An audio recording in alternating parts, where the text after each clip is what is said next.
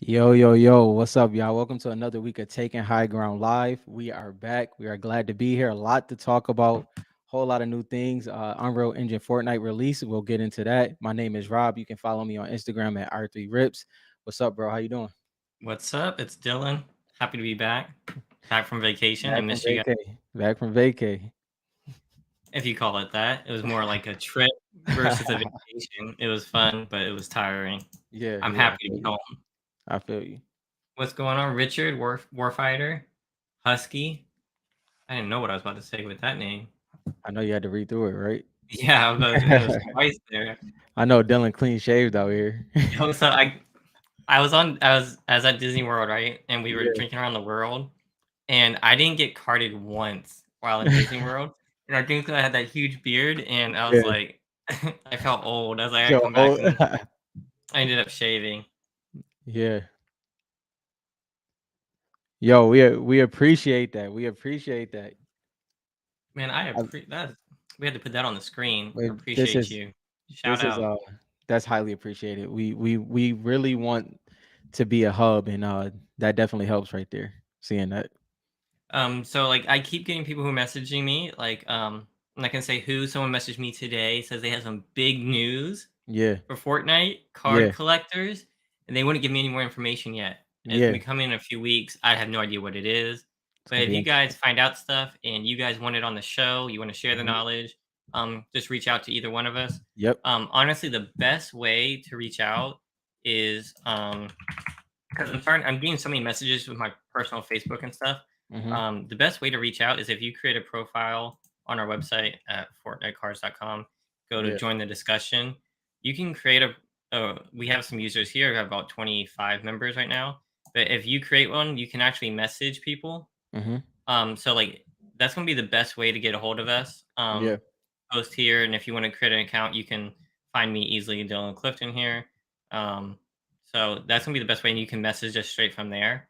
I'm trying to keep up with Facebook messages and Instagram stuff, but we want like one like hub so that we know where to look, especially for like Yeah. giveaways and stuff like that. Yeah. So if you want to reach out to us, you want to take a look at the forum here. We're trying to keep that and grow that so that everyone For can sure. see all the information and it's easily searchable on Google and stuff like that.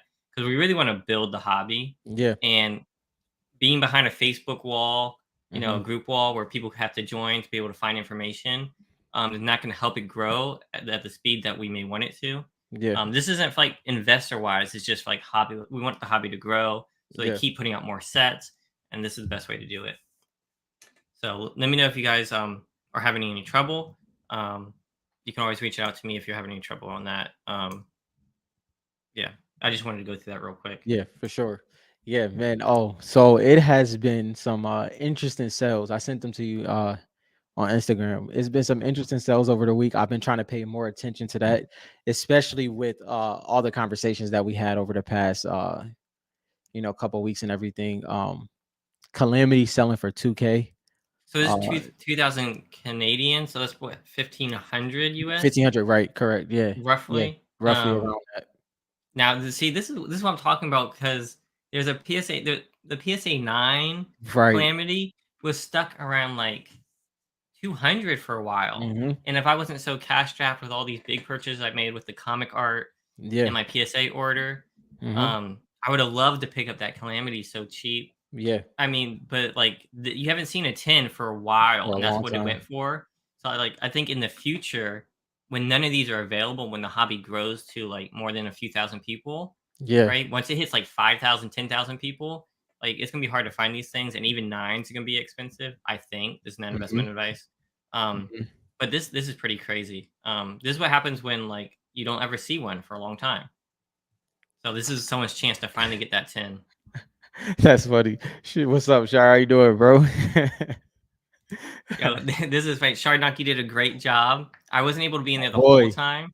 I was Yes. able to jump in and see that people preferred you more than me. So I was like, let me see my way out. And so, You stupid, bro. I was like, dang, they were like, he looks sharp today. Shardnak had the whole room perfectly lit. I was like, dang, my man's ready. He See, has the headphones. which I couldn't see, he had the whole base legendary set in the back. So that was dope as well. Having that full base set. Yeah, it was it was great. You guys seem to hold it down, so I really appreciate that. Yeah, Put some more appreciate up here. appreciate you. Yeah, so this was so We're gonna go back one. Which one are yeah, you looking? uh Bright Bomber 120 Raw. That's a great sell for Italy. This was Um Italy, right? Not yeah, Brazil. yeah, I believe it was Italy, at least when I seen Because it, but when I was like watching the comments, see, yeah. like I always consider Italy and Brazil pretty much even. Mm, But last week when I was watching the comments, there's a lot of people who are saying different. Like some people really prefer Brazil, and I don't mhm, know if this is all like them trying to figure out the future, like investment wise, right, which one's right. rarer, or like do they actually value Brazil? For me, to me, they're like the same because they Mm, look really similar to me. They have the same type of print. mhm, Um, but I know that's not the same for the rest of the hobby. yeah, So like that's why I was asking if this was Italy or Brazil because at some point it is and possible that one does might get a jump, yeah, premium. You yeah. know what I mean? It's a little Uh, confusing, but it's gonna be that it could get to oh, that point. yeah, I agree. I like Brazil. I think, like you said, I think the story behind the both of them are very different. When it comes to Italy and Brazil, Hmm. uh, I do see. I agree. I did see more of a Brazil love last week, which was interesting. Um, but overall, I mean, Brazil has one set. I don't know what that'll mean down the road. I'm not sure, but I do think that means it's just great opportunities overall. For either side. Yeah, 100%. You want to talk to them? I went through some of the sales. Was there a specific one that you wanted to talk Yeah, to them just go about? through. It's a good amount of, and each Let one me. of them is some in there. So I just wanted to kind of Some of highlight them came out a those. little blurry. Let me look at this one. Yeah. Even if they're a little blurry, I'll just point out exactly what it is. All Not right, let sure me why they see. came out blurry, but It's how I opened it. It wasn't your fault. It was my fault. Dang, you sent me a lot. You went way back into the archives here. yeah, bro. I've been trying to I've been trying to get on the sales a little bit more. It was up for a while. I wasn't paying attention as much as I should, but it was some good sales that went through there across the board. So I know you guys. Yeah. I know you guys want to be interested in what's going on with the game. Yeah. Um, Rob's gonna get into it a little bit Yeah. later, Yeah. but when I was gone on vacation, they Yeah. finally released Creative 2.0, Yes, Unreal Engine Fortnite. Uh that's which is Unreal Editor, my bad. I Unreal can't stand the Editor. name UFEN. Yeah, Unreal Editor Fortnite. Yeah. So UEFN. Yeah. It's Mhm. it's such a confusing name. Yeah. The lasers, Oh, $5. yeah, Oh, that's lasers for Italy. Chaos Agent and why is her name slipping Ooh, my I mind missed right now? that. Sky. Yeah, that was one I definitely would have been interested in. If y'all don't know, Italy only got the laser promo set. For the US, it was cracked ice. So I have a lot of interest. Obviously, y'all know I love the lasers. So I did like seeing that. That was pretty dope as well. See, this is one instance where Italy is the only place you can find the laser of Chaos Agent. Yep. So if lasers do somehow overtake Cracked Ice Mm-hmm. in the future, those will have a premium. Yeah. Um, Theoretically, I really want that for the Chaos Agent. Yeah, yeah. I don't even chase lasers, but that's pretty cool. Yeah, I it's don't know how dope. many they printed. You never really know Yeah. for the promo sets, but that was a pretty good one. Then we got looks like ooh 120. So people That have was been sleeping on Manic, I swear. yeah, they've been Although I'm kind of interested now. How has what's one Fortnite cards? How has Manic gone down? Manic's still holding their weight for the most part. I checked this probably too much. But yeah. So if So you for this go, season, oh, okay, not yeah, doing too bad. Sorry for from the ads. So she has dropped because when for a while there yep, she was like top 20, top yep, 20. She's dropped. I mean, still doing pretty good, top 35. yeah, Um, but based on like the print numbers, hmm, there's not too many cards of skins yeah, that are gonna have low pop like Series 1 and Series 2. yeah, Um, Theoretically, I don't know if they said they would be banned from being made. Did they? yeah. So they went to Oh no, no, they no, didn't they say they did. They didn't say did. they said Tim Sweeney did talk about we can get into it now, but Tim Sweeney did talk about how it wouldn't be banned from getting made, but it won't be monetized. No, no, I think Series 2 and Series 3 are being banned. Oh And I yeah, think yes, I yes. think it's Chapter one is the because only, yeah, there's a couple right. of theories, but I think it's because of the licensed Mm-hmm. content through Yep. those. They have deals with Marvel and all that kind of Mm-hmm. stuff that kind of prevents people from making those maps, Yep. right? Yep.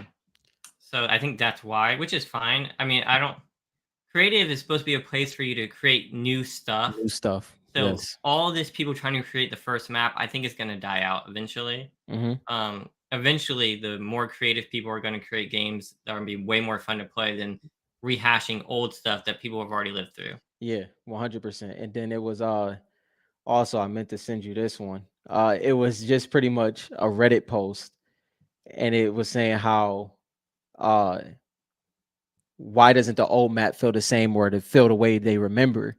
Yeah, Nostalgia nostalgia is a is a drug. great Trust me. thing. Like I gotta, That's it's why we and spend so much money on this stuff. yeah, like it's and I felt that people did. I think we talked about it before. When you try to relive those moments, the way it does, like that moment doesn't exist anymore. Like like you can still you're running full speed now, even if they put the mechanics the way it exactly was. You're used to being able to mantle all of these things. It's just the And that map moments are wasn't very designed for different. those mechanics either. I Exactly. want to come back to that, but I want to talk about this real quick. Yeah. This makes sense to me. Like, I'm not going to hate on Epic Games. People should be banned if they put copyrighted related One maps in hundred there. percent. Why? Because Mhm. freaking Epic Games was just sued by the government. Not sued, Yeah. but the government Yeah. fined them $500 million for Mhm. the techniques for buying and selling copyright Yep. stuff is worse. All Yep. right. So if they use copyright stuff and they say they make $1 billion, they can take that $1 billion and Mhm. they can sue them for damages for even more. Yeah. So them threatening to ban you for creating that stuff makes Mhm. sense. Like you cannot put copyrighted stuff into the game and make them liable, right? Yeah. So I'm sure they're gonna have so many people like reviewing these things, Yeah. but it makes sense. If you do it, you're gonna get banned. Yeah. Um, And it makes it's sense to me. but and I will say this. We all have that, like, and I like what Daniel said, because this is the truth of what brings the, like, if you think of the old maps, chapter 1 map, that's great memories. Where it gets painful is the people you were playing with or the moments that Mhm. you had that you can't relive. And I think that's what Daniel hit it on the head with that. That's really what it comes down to. Also, for Yeah. like the first map, what made Fortnite great when it first came out was like the thrill of being the last alive. Hmm. Like there was nothing like it was like Nothing like so it. you were sweating, right? Yeah. It was so scary. No one could build crazy, right? So you Hmm. try and put up a build and try to protect yourself hiding in bushes. Yep. And it was really just that that's like thrill of like, oh, don't you're only three left, only three left. And then now you don't get that. Even if you get that back, it's not going to be the same. Hmm. So yes, it was a cool map, but it was not as cool as the maps now. Yeah. It doesn't matter. Yeah. Like the map was pretty bland. They Yeah. had tilted towers, which no one cared about anymore. They Hmm. had all these POIs before. It wasn't anything insane, Yeah. right? It was great at the time. It's Hmm. not going to be the exact same. Yeah. So yeah, it may be fun to play a couple of times, but trust me, the maps we have now are better. They're Yeah. just better. And I do agree with that. Like this is, I think the I'm not gonna lie, I would slightly be annoyed if I was the developers of Unreal Editor Fortnite. The reason why is because the possibilities that have just opened, the the world that was just opened, and the frustration that's coming behind not being able to recreate that, which I do like seeing. I do like seeing the recreation of chapter 1 map to some extent, just to have that moment, maybe even for content purposes, right? Just being able to create that content. But the we'll get into it deeper as we go, but the possibilities that were just presented, it's second to none. And I think the creativity is going to hit a whole nother level. But I will say something before we transition deeper into this conversation. Yeah, know how we was talking about the chapter 1 map and all of those moments, and we missed that. Yeah, I know we're experiencing that right now. Battle Royale and everything as we know it is about to fickle away. Like it's literally about to go away. So those moments, you remember the meta, the double pump, and all of these moments, the moments we felt, this is about to happen. This is the next rendition of that. Like it's guaranteed that everything. So pretty much in Cypher PK interview with Tim Sweeney, and I forget his name is slipping my mind right now. I'll get it when Dylan get a chance to talk, because I just got to rant real quick, not ramble I should say. Uh, but he said Tim Sweeney said that the thing the thing that the thing that it is that they don't want to be the forefront anymore. Battle Royale is going to become a download, bro. It's going to become a download. It's going to become save the world. Like, and it's like I don't even think people understand what that means. Like, so Battle Royale and their team is gonna have to compete against all the other creators that's creating maps. Like, if they're not getting the traction compared to somebody that's creating a new map, those numbers are gonna show. And I will say, based off of Tim Sweeney and hearing him talk, um, he's kind of moving on from Battle Royale in his mind. That doesn't mean the Battle Royale team is moving on, but he's moved on. I'll let you go, bro, because I have a lot to say. But yeah, go ahead. No, I mean, I think that's a great direction, and that's what I've been trying to talk about for like the last Hmm. year that we've been doing this. Yeah. It's like people aren't paying attention that what Fortnite has done, what Epic Games has done, Hmm. is they've made all this nostalgia and Yeah. they've captured branding, marketing for Mhm. other companies. Mhm. Like their platform, it's not just a shooter game, Yeah. and all the limitations they get put on about, oh, you play Fortnite, that's for kids. That's going to go away when all the games are being built through them, Mhm. right? Unreal Engine already powers so many games. Yeah. Now they're building that into their mainframe. Like you have to do it through this, right? Yeah. This is giving people who it's kind of like content creators, like influencers, right? Mhm. Like if you wanted to be a movie star or a musician, they were gatekeepers, Mhm. right? You had to join a company or you had to get a label to do things for you. Mhm. Same thing with game developers, Yeah. right? You can't build a game on your own, Yeah. right? Just like you Yeah. can't like now you can't create your own YouTube, like you couldn't create your own media company like we've done with Mhm. THG. You couldn't Mhm. do that before. But Right. now we have all the tools to do that. They're doing that for games and entertainment, Yeah. right? So millions of people will be able to create games inside of here without having to work for a company, without going to college, without doing all that kind of stuff. They can just learn Yeah. themselves. Yeah. And this isn't going to give Epic Games a way to profit off Mhm. of other people's creativity while Mhm. giving them the platform to make money themselves. Right. So it's a win-win, Mhm. right? And it's who wins the most? It's us, the Yep. players, the people who enjoy it, right? Yep. So So thi- it's just great. I'm excited to see So what happens. this Mac, I'm glad you said this exact way. He said it's interesting you talk about the pros of the cards blowing up someday when nostalgia hits, but now with the potential opportunity of replaying the chapter 1 map for nostalgia, you say move on. I'm so glad you said it this way, because this is the thing, Mac. You can't replay it. That moment, it, like I just Hmm. said a minute ago, it doesn't exist. That's why the cards are beautiful, because you can have a glimpse of those memories through the cards. But the reason why I say that about the chapter 1 map, like for instance, like for somebody like you, Mac, that I believe you said you never played it, that is great for you to see that moment. You know what I mean? I think that is amazing for them to see that. But for the people that played it, you're never going to feel the same. It's never going to feel that way again. So it's And the going to same thing do, with yeah, him. He's not going to feel the way we felt back then because you've experienced all this other stuff. So you yeah, have to experience it in the same kind of way we experienced it, but you're yeah, not. You've already experienced Fortnite at its greatest, right? mm-hmm, At it like mm-hmm, its most competitive. You've already experienced it with all the bells and whistles. So going back, it's going to be really different. And I'm yeah, not saying you can't love the chapter one. I loved it. Like yeah, it's nostalgic to me, right? yeah, Watching a video of it, that's nostalgic. I'm yeah, not saying move on. I'm just saying that's gone. It's nostalgic. It's like why do I not play Pokemon on my Game Boy? mm-hmm, Like would I go play Pokemon on my Game Boy? Yeah, it's great, but mm-hmm, you can't play it like that. Like people rather play Pokemon Go, right? yeah, They've moved on. That doesn't mean they're not nostalgic about it. yeah, It's just it's not they're not like dying to go and play it. And yeah, although some people still do play the old versions mm-hmm, because of like how it was, mm-hmm, it's still not like it used to be, right? You're not gonna yeah. like everyone's not gonna go and try to play that. Yeah, and Mac, it also kind of goes to what Daniel said. It was it's the moment, it's more of the people and those experiences, and that's why the cards are important, and even the toys and the action figures are along with that, because the skins are more important than people understand. That's more a part of it than people think. Uh, the fact that you can still have that connection to your skin, but time moves on. For Mhm. instance, I'm a season ticket holder for the Buffalo Bills, right? As many games as I go to, it's never gonna feel like my first game. Mhm. I can go back in that stadium every single time. Excited every time. Every time you hear the fans cheer, every time a touchdown is scored. But that first moment of me being a part of that is never gonna be that way. But there's things that bring me back there. There's moments, whether it's a pamphlet, whether it's a card, I can have that moment again. But isn't I know I'm never gonna get that exact moment back, but I can experience it in other ways. And that's where I think the cards are so valuable because I think when I see these cards, when I see those moments, it brings me back even more than me wanting to go back and play that moment. I like that moment to live. And I think everybody experiences nostalgia a different way.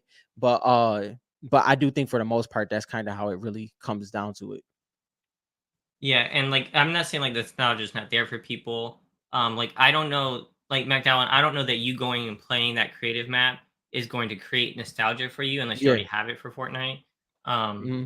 I don't know. I mean, I think it's probably just a silly question. It's just I think that there's more to come. I think what this has done is like I already thought it was established, right? I had no doubt in my mind, Hmm. but giving the power to the people to build things through Fortnite Yeah. is really gonna just deepen the brand Yeah. and create a huge success and create longevity for them, Hmm. which, Hmm. like Shardnock was saying here, you don't have to, like, experience it or play it to like the cards. Exactly. And that is Exactly. true.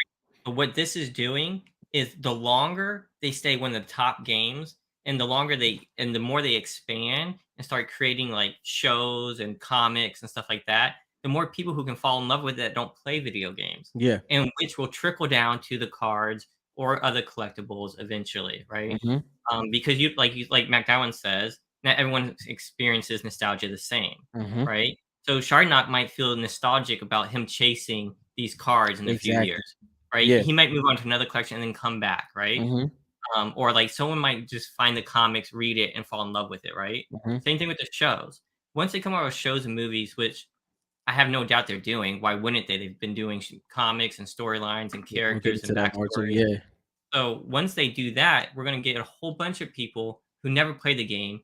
It's gonna be Hmm. like their first movie. It's gonna be 10-year-olds who don't play the game, who went with their friends, and then they fall in love with the shows and the movies, and that will be nostalgia in 10 years, right? Hmm. So like McDowell says, nostalgia is not the same thing for everybody.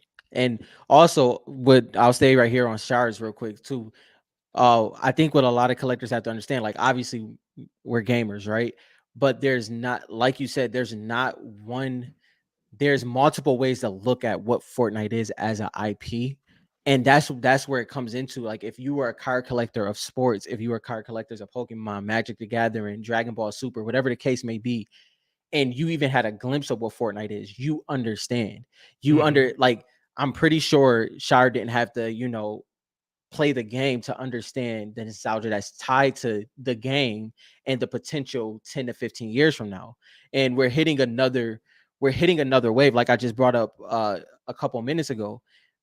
Fortnite is going into the next half of a decade, right? They're going Mhm. into that next Which half, is crazy. which is crazy to say, Well, right? it's crazy because it's like I mean, that's a long time. What did he Yeah. say? Like nostalgia takes like 2 years. Yeah. Like, you to feel nostalgic about something, I think it has to be popular for, like, 2 years, Hmm. and, like, Fortnite's been popular for about 5.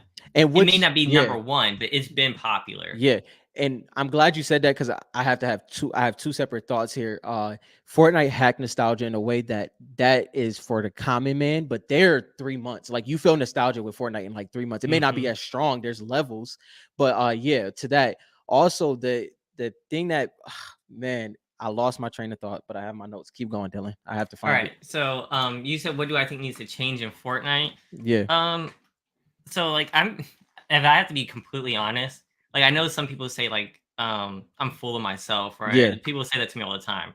Um, and, like, they think and I try not to be that way, it's just, like, I have my opinion.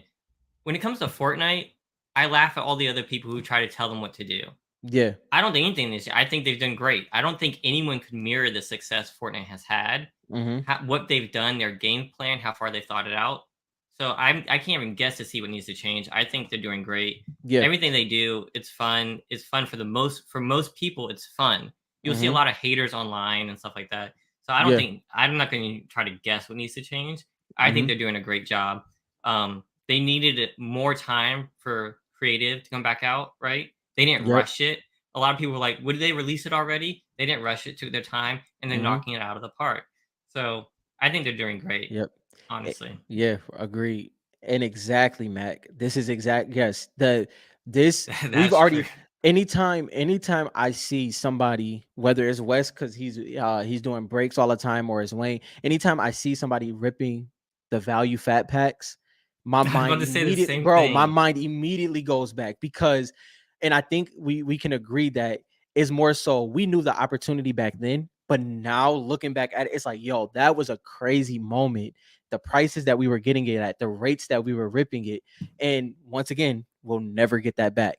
It's like even if I mean, it's you're just talking it's about crazy. the Noah USA days Yeah. when everyone was ordering fat packs from Noah USA and ripping them. Yes. We were like ordering so many fat packs, and my Yeah. family was ripping them together. I agree that that's hella Yeah. nostalgic for real. That was crazy time. Yeah.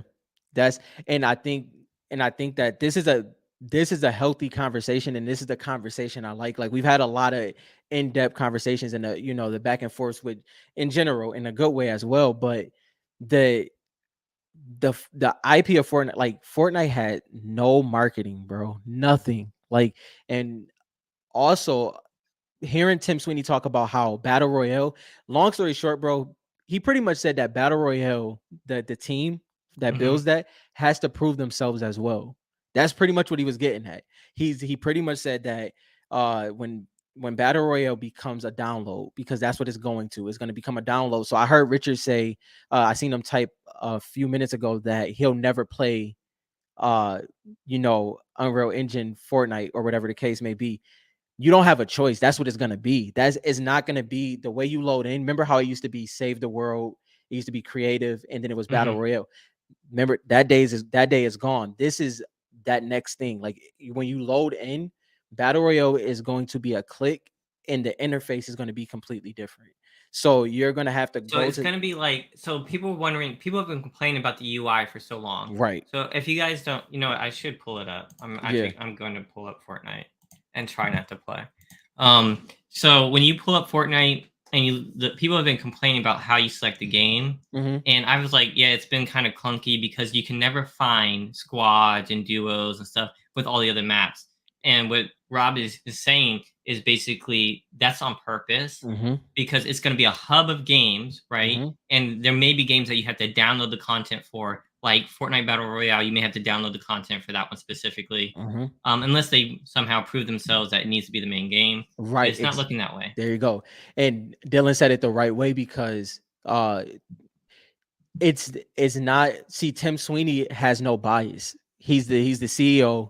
This is all his all ran. These is divisions, these are sections. It's like, yo, if you're not showing up, if hypothetically speaking, if Atlas creates a map that's as interactive, if we go back to the Mr. Beast map, right? If that map is if it was much bigger and it had those many moments, like let's say they recreated all of the games that he creates on YouTube, and it becomes consistently developed and is beating out battle royale, they're not going to be biased to that, which, as crazy as it sounds, this is where we're going. He said, Tim Sweeney said that he doesn't want Fortnite to be the face of the interface. Whatever is most popular will be the face of the interface, and that's why it's 40% towards the creators, because they're putting out everything to make sure that they can create. And we have more on that when we as we go as well. Yeah, so when you come in here, like when you first came into Fortnite, it used to be you didn't even load into the lobby. There used to be Right. three buttons here for you to load in.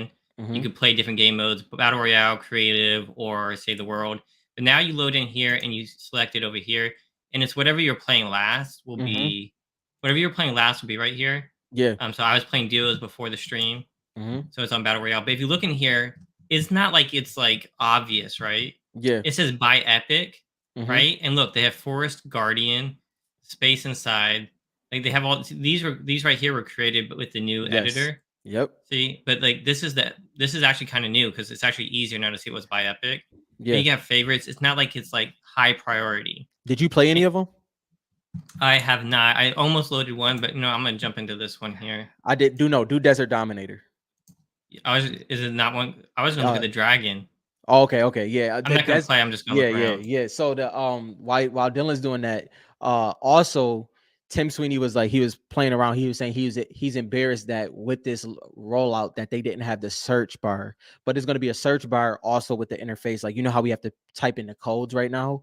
That's Hmm. all going away. It's going to be search based. It's going to be completely switched as time goes on. But also with this, I played the Desert Dominator, and that joint brought me right back to Call of Duty, bro. That I don't play zero builds at all.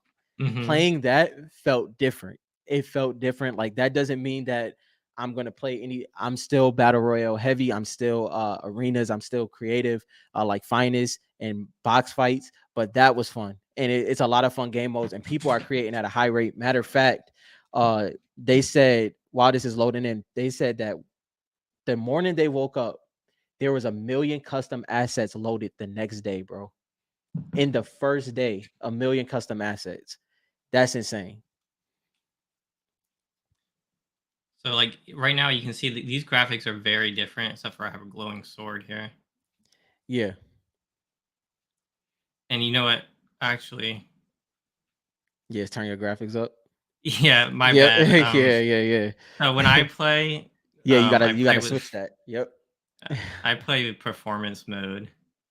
Um, so the reason why I play performance mode is so that oh, it's gonna make me restart. I should have been more prepared. So I play with bad graphics, but these graphics probably look a lot better. But look, there's a dragon in here at the You might spawn. if you could pull it up, pull up the clip and we'll just do segments of it. All If you pull right. it up on YouTube.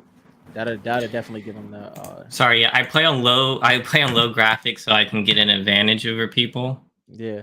because Also I need that. I need that help. Also, I think hopefully you're not the only one. I feel like you might be, but we love the comic content. We love making comic content. We'll get back to that for sure. We actually have a interview very soon with a major comic collector, probably close to one of the best. I'll let the comic community decide on who has the best collection.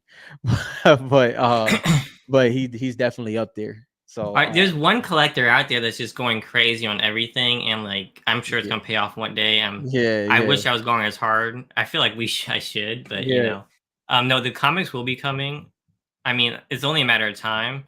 I haven't heard much from Donald Mustard, but like based on yeah, like interactions with the writer Christos Gage, I feel like it's coming. yeah. All right, let me see if I can find this Dang, image. Warfighter was quick with it. Yeah, it's definitely AKA Bog. I would say AKA Bog is the most knowledgeable one Yes, in there our you go. community right That's now about yep, comics. yep. There's a couple people that have some, and AKA Bog's Fortnite comic collection is Is up there with the yeah. best. And then, Oh, and here's it one. because we haven't seen it laid out, that's the only reason why we're saying up there with the best.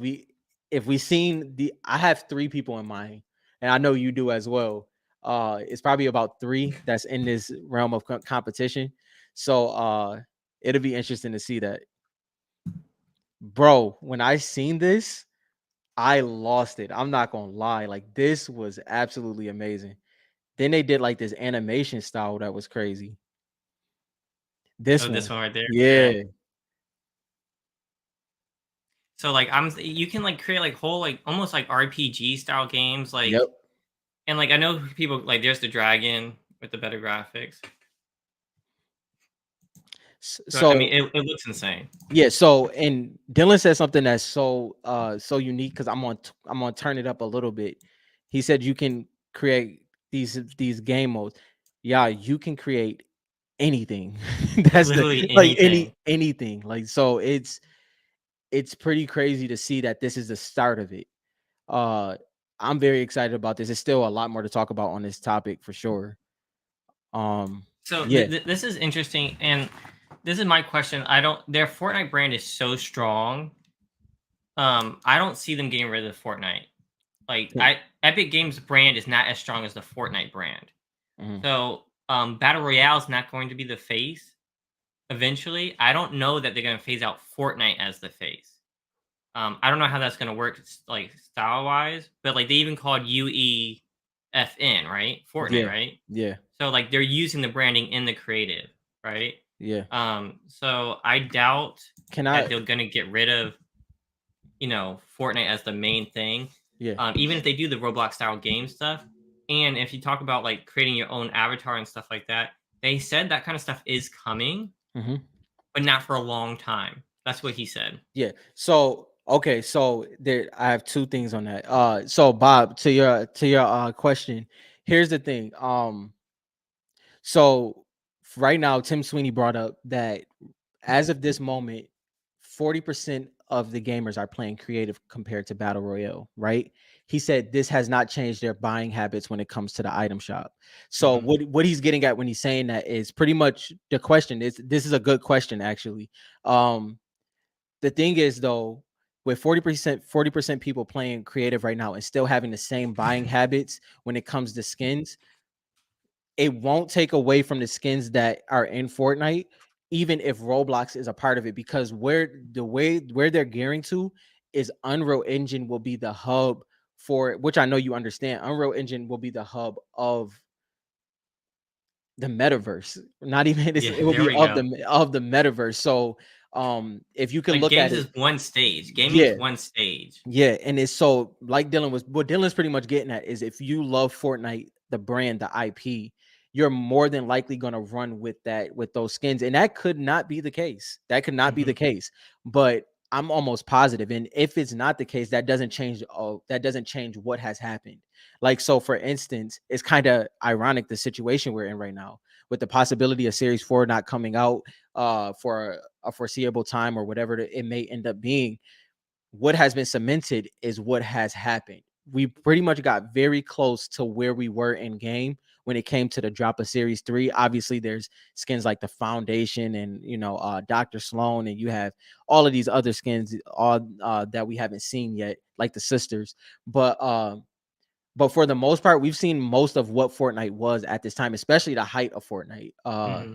Because if y'all don't know, Midas Chapter 2, Season 2 is considered one of the best seasons of all time, one of the most enjoyed seasons during the pandemic. All of those things go into it. So we've seen a lot. It won't affect what has happened. But you never know what can happen. Yeah, I mean, it's a crazy thing to think about. But once you look at like the skins, Yeah. like it's like I've said this before, it's what you've played with, and Hmm. I've noticed this, and I've said this before. Like as more skins come out, Hmm. it's gonna be harder Hmm. for a skin to become a main, Yes. right? A lot of the Yes. main skins have been identified, like Aura, Focus. Hmm. I know everybody knows those are two of my favorites right now. But like, what's You one I you don't know what have? you can go with stuff Surf outside Witch. of it. You get core. Surf Witch is freaking killing it, guys. Hmm. This is not a card yet, but I'm gonna pull this up here. Surf Witch is killing it. Look at this. Surf Witch is here and she is killing it. Yeah. And she's not a card yet. So Haze is her first version. This is a variant of Haze. Hmm. Um, so things like Yep. this, like that haven't come out yet, but their skins, Yeah. a lot of these are identified, like to match up to Surf Witch stats, which is I think it was like seven. Yeah. Let's go all time. 8 million for Surf Witch, right? Mhm. Like these new skins aren't going to be able to reach that because people already have their mains. Millions of people have their main skins. Yeah, they're going to play with some for a little bit, but breaking into these tiers is going to be really, really difficult. Like Evie is like one of the ones that's doing a good job, but even her, she's at 2 million. Yeah. Catching up here is going to be extremely difficult. Go So to we've already seen a lot of the really, really good ones. So right. like we as like early adapters know what to go after based off all the information that THC has brought, other collectors have brought. Um, Mhm. just looking at the market based on sales and stuff. But I mean, if you look at it, it's gonna be really hard to catch up to like Gold Trooper because once you go under 1 million, it's like there's so many in like 200 to 400,000, Mhm. and any new skins are gonna like Double Agent Hush. Yeah. Like that's a great skin. So like any new skin that comes in, it's gonna be hard to break these numbers. Like yeah, like that threshold the threshold of being a ranked skin or consistently worn. And I like that you brought this up, Bob, because this I will say this. So I got something for you. I got something for you. Where it will get unique at is how they factor in, because once again, we'll have this information because Fortnite needs this information. They need this information based off of what to put in rotation and things like that. So is I'm going to be very interested to see how they factor in usage when it Mhm. comes to this. That has yet to be seen. When we When we'll know that, we don't know, but And who knows even if that kind of stuff will will come get. out. Yeah, we may Yeah, not get it. we have no Yeah, idea, right? but they'll have So it.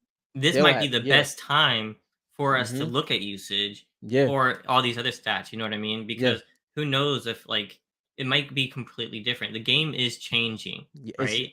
Like uh, Fortnite, what's great about yeah. Fortnite is like it's not like any of these other big corporations. Fortnite's a Mhm. huge Epic Games is a huge corporation now, right? Yeah. But they're not being like they're not stalling. Yeah. Like if you look at all the games, look at Call of Duty. Mhm. Has Call of Duty really changed? No. Like, what are any of these games doing to really change and get to the next level for the next decade, right? Mhm. Epic Games is like one of the only companies I know of that is literally changing the way people play video games, right? Yeah. So, I mean, who knows? We can't see the future. We don't know what they're doing. I do know that some of these skins are going to be in people's hearts. Yeah. They're getting backstories for comics and stuff like that. So Yeah. even if people create their own avatars, Mhm. it's not gonna take away from the nostalgia of this or from the Yeah. comics and stuff like that. And I think that as it's gonna be matter of fact, bouncing off of Bob's question was where my question lies for us, the What's up, conversation general that's with shit? general, what's up, what's up? My where my question lies is this. What does this mean for the storyline in a good way? In a good way. Because now it's okay if Battle Royale, if Tim Sweeney feels uh Battle Royale can be overtaken and not overtaken in a dramatic way, just means Mhm. that the market share will be spread out a little bit more than it is right now. If he feels that, how I think we're getting into a new era, yeah, because the way the stories can be told within the next 2 years can change drastically. And Yeah. pretty much what we're getting So at. This is going to be very unique to say the if least. they're trying to do away with battle royale because they're seeing everyone getting towards the creative and they know that people are going to be super creative and create their own crazy maps that people are going to Yeah. just start playing because I play mostly creative. Yeah. To be honest, Yeah. I play mostly creative. Hmm. Um, and I play like 3v3 type maps and stuff Yeah. like that. I don't play any like the crazy ones. I'm glad you said that. Yeah. But so, like, I understand, I know people play creative. Um, so if they do that, I wonder if the next comic or the next few comics lead up to the end of Battle Yes. Royale. Because Yes. if they made it a story, so they made the loop a story. So if Yeah. you haven't read Zero Point, please go read Zero Point. All right. The loop in the Battle Royale is an actual story. It actually works. Yeah. Okay. It's 20 some minutes, like 22 minutes and then you loop. There's a reason for that. It's because of the storm, because of the 0 point. If they write it into the story that something happens to that, Battle Royale will be gone, right? Yeah. Theoretically, Hmm. right? So maybe they're going to connect the story to the ending of Battle Royale once creative really takes over, right? And Hmm. that's not too far fetched. Hmm. And then So people are going to feel really nostalgic. yeah. So okay, I'll take Bob's question before I go to this because it's kind of connected. Bob is saying I still cannot factor in or envision that you said the market share will spread. I know it's hard to think of honestly. As now becoming a platform, of course, with Fortnite inside, but it's I still wonder what's next. Yeah, Bob is not an easy thought to think about when it comes to battle royale just becoming a part of the mass of what Games. Fortnite is. And I'll I know it's not easy to think of because it was hard for Tim Sweeney to say it. Like when I'm watching the interview, he's like, I'm not trying to offend this 60% that loves battle royale. He was like, but based off of the numbers, if like Dylan said, if we don't go in this direction, we could fall off. Like if we don't develop, if we don't innovate, consistently innovate and understand what's happening. Because like even though Zero Bills was amazing for Fortnite, it brought a lot of people back. Hmm. That doesn't mean that the market share wasn't split again. It was split again, even though it's technically the same thing. It's still a battle royale. It looks different now. You know, Fortnite was a build mode. It was a build game that was a part of the DNA, and now that has changed, and it's not for the worse. It's for the better because you can choose what you want to do. But Tim Sweeney, as the CEO, he's like, yo, like I'm not gonna let a moment that we know we're building with Unreal Engine fall on the face that people love Battle Royale because Battle Royale still will exist. It just will look different. Yeah, so like I'm not saying they're getting rid of battle royale. They can coexist. It's just Hmm. battle royale is not going to be the focal point. Hmm. And Am I saying it's gonna be 5 years? If I had to make a guess, since Tim Sweeney just said that, I would say 3 years. Yeah. From 3 years, so March 24th, 2026, come back at me. Then Battle Royale, because I think they always do like a 2 to 3 years. They Yep. always talk about stuff. 2 3 years it happens. I've Yeah. noticed this trend with Epic Games. 2 to 3 years it happens. Also, if 40% of people are playing creative, they're gonna want to wait for that to topple over, right? Mhm. So they're seeing more people. So they're seeing a trend line go Yeah. up. So they're going to wait for that and they're going to build and help the creative get there. But Mhm. then they're not going to do the whole switch until the majority of people are on creative, right? Yeah. Maybe when it's like 60/40, who knows, right? Yeah. I think they can coexist. It's not going to be gone. It's just not going to be the focal point. You can still go and play it, Yeah. but it won't be load in, jump in and play. Load in, pick your map and play. Mhm. Yeah, That's my guess, though. and I think if I'm being honest, like let's just think on it. Let's put our business hat on real quick, right? Hmm. He's Tim Sweeney's like, y'all can't get complacent when it comes to the battle royale division, and the reason why I bring that up is because if y'all all are trying to figure this out, imagine what the pro scene is feeling right now. The pro Oh, I scene was going to is bring that the up. pro scene is in shambles right now, y'all. Not Hmm. in shambles, not so much as in what's happening in the pro scene, but the way the pro. Okay, so let's put it this way: what is it? 10 million for this year for the pro scene? Mhm, 10 million this year, right? With the 40%, it's projected to be 1.5 to 1.7 billion put into map creators from this point till next year this time. So within 365 days, it's around 1.75 billion, right? Around that. Obviously, the numbers is fickle. This is based off of what I've seen in interviews and articles. The pro scene is nervous, and the reason, and I don't think they should be. I'll let you before I give my perspective of why I don't think they should be. I'll let you go when it comes to this because I've been thinking about this a lot. so I wanna go back and forth. Yeah, Yeah. so I was thinking about this. I was like, "Dang, this is not looking that great for competitive." Hmm. Um, and who knows what happens there. Yeah. Like, I know you're big competitive. Yeah. I play competitive sometimes, but, like, I'm not as big as it is to everybody else. Um, it's just see what the market does. Like, who knows what's gonna happen. Yeah. But for McDowell's point here, he says he doesn't really play creative and it seems like many glitches. That's because a lot of the maps aren't professionally made. Yes. Like, there's a Right. lot of maps are made so well, there's hardly any glitches. Yeah. But now Yeah. that Creative 2.0 is here, you literally have a coding language built for it. Hmm. Like before, when you built a map, I've built maps and you had to go in and do it through the game. It was hard. Now you have a whole IDE, which is basically an application where you can code, right? Hmm. And you can build a map, and that will lead to ways to test it, look for errors, look for those kinds of things. Hmm. So the glitchiness is going to be gone for the Yeah. professional made maps. There's Hmm. so much more you can do. Within the first week, we have crazy maps already. Give Hmm. it a month, give it 2 months, give it 6 months, and you're going to have fully fledged games. Hmm. It's going to be insane. Yeah, and 100%. And so, Warfighter here once again, I agree with you. Warfighter is saying, I think the gaming community is battle royale crazy. I don't see that changing. People will go back and forth between creative and BR. I agree. The thing is, Warfighter, the only thing you got to shift is that is true, but just look at it as a game mode now. It's just Mhm. it's like, so if you go into Dave and Buster's, you walk in and you look at the games that's being played, there's going to be a whole lot of people playing battle royale, but there's also going to be people playing these other games, and it's going to be competing for what game you go to next. So if a friend group, let's say it's squads, now I'm mainly a solo player, and I love that. I'm never stopped playing battle royale. Matter of fact, to add on top of that, Tim Sweeney said battle royale is the best game mode that has been created in the past 20 years. It's just going to be a game mode though. That's where So it you know comes what? down You to. know what's going to help? What's going to help all these people is, I'm guessing here. I Yeah. bet you they get rid of the name creative.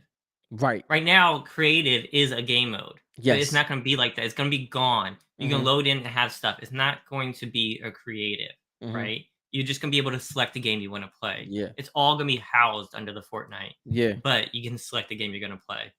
Um, so I mean, it's not Yep. going to be.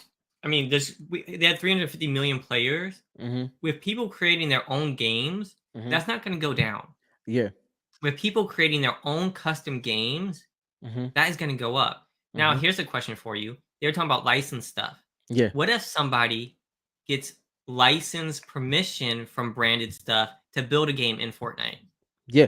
And yeah, and it's Like, what if like Hello Kitty yeah. signs over that Mhm. okay, yes, you can use our stuff to build a game in Fortnite Yep. because a that helps build their brand, gets Mhm. brand awareness, and Yep. they pass it through Epic. Then that's going to even more people into it. I Yeah. mean, the possibilities are literally endless. If we don't think they're going to bring marketing into it like they have for Battle Royale, that's Yeah. insane. Now Yeah. they're giving people who create it themselves, they can do those partnerships. It doesn't Yes. have to be between It doesn't Epic have Games to and be them. yes. Yeah. So it's equivalent to let's just hypothetically speak, right? I always wanted, and I'm gonna get to your question after this, Warfighter. I always wanted like the office to be inside of Fortnite. I always wanted to play with Dwight, right? Hmm. Let's say the office had interest in this. Let's say they felt that their demographic is getting too old and they wanted to get add into the transitioning into the 20s and the 25-year age range, right? Hmm.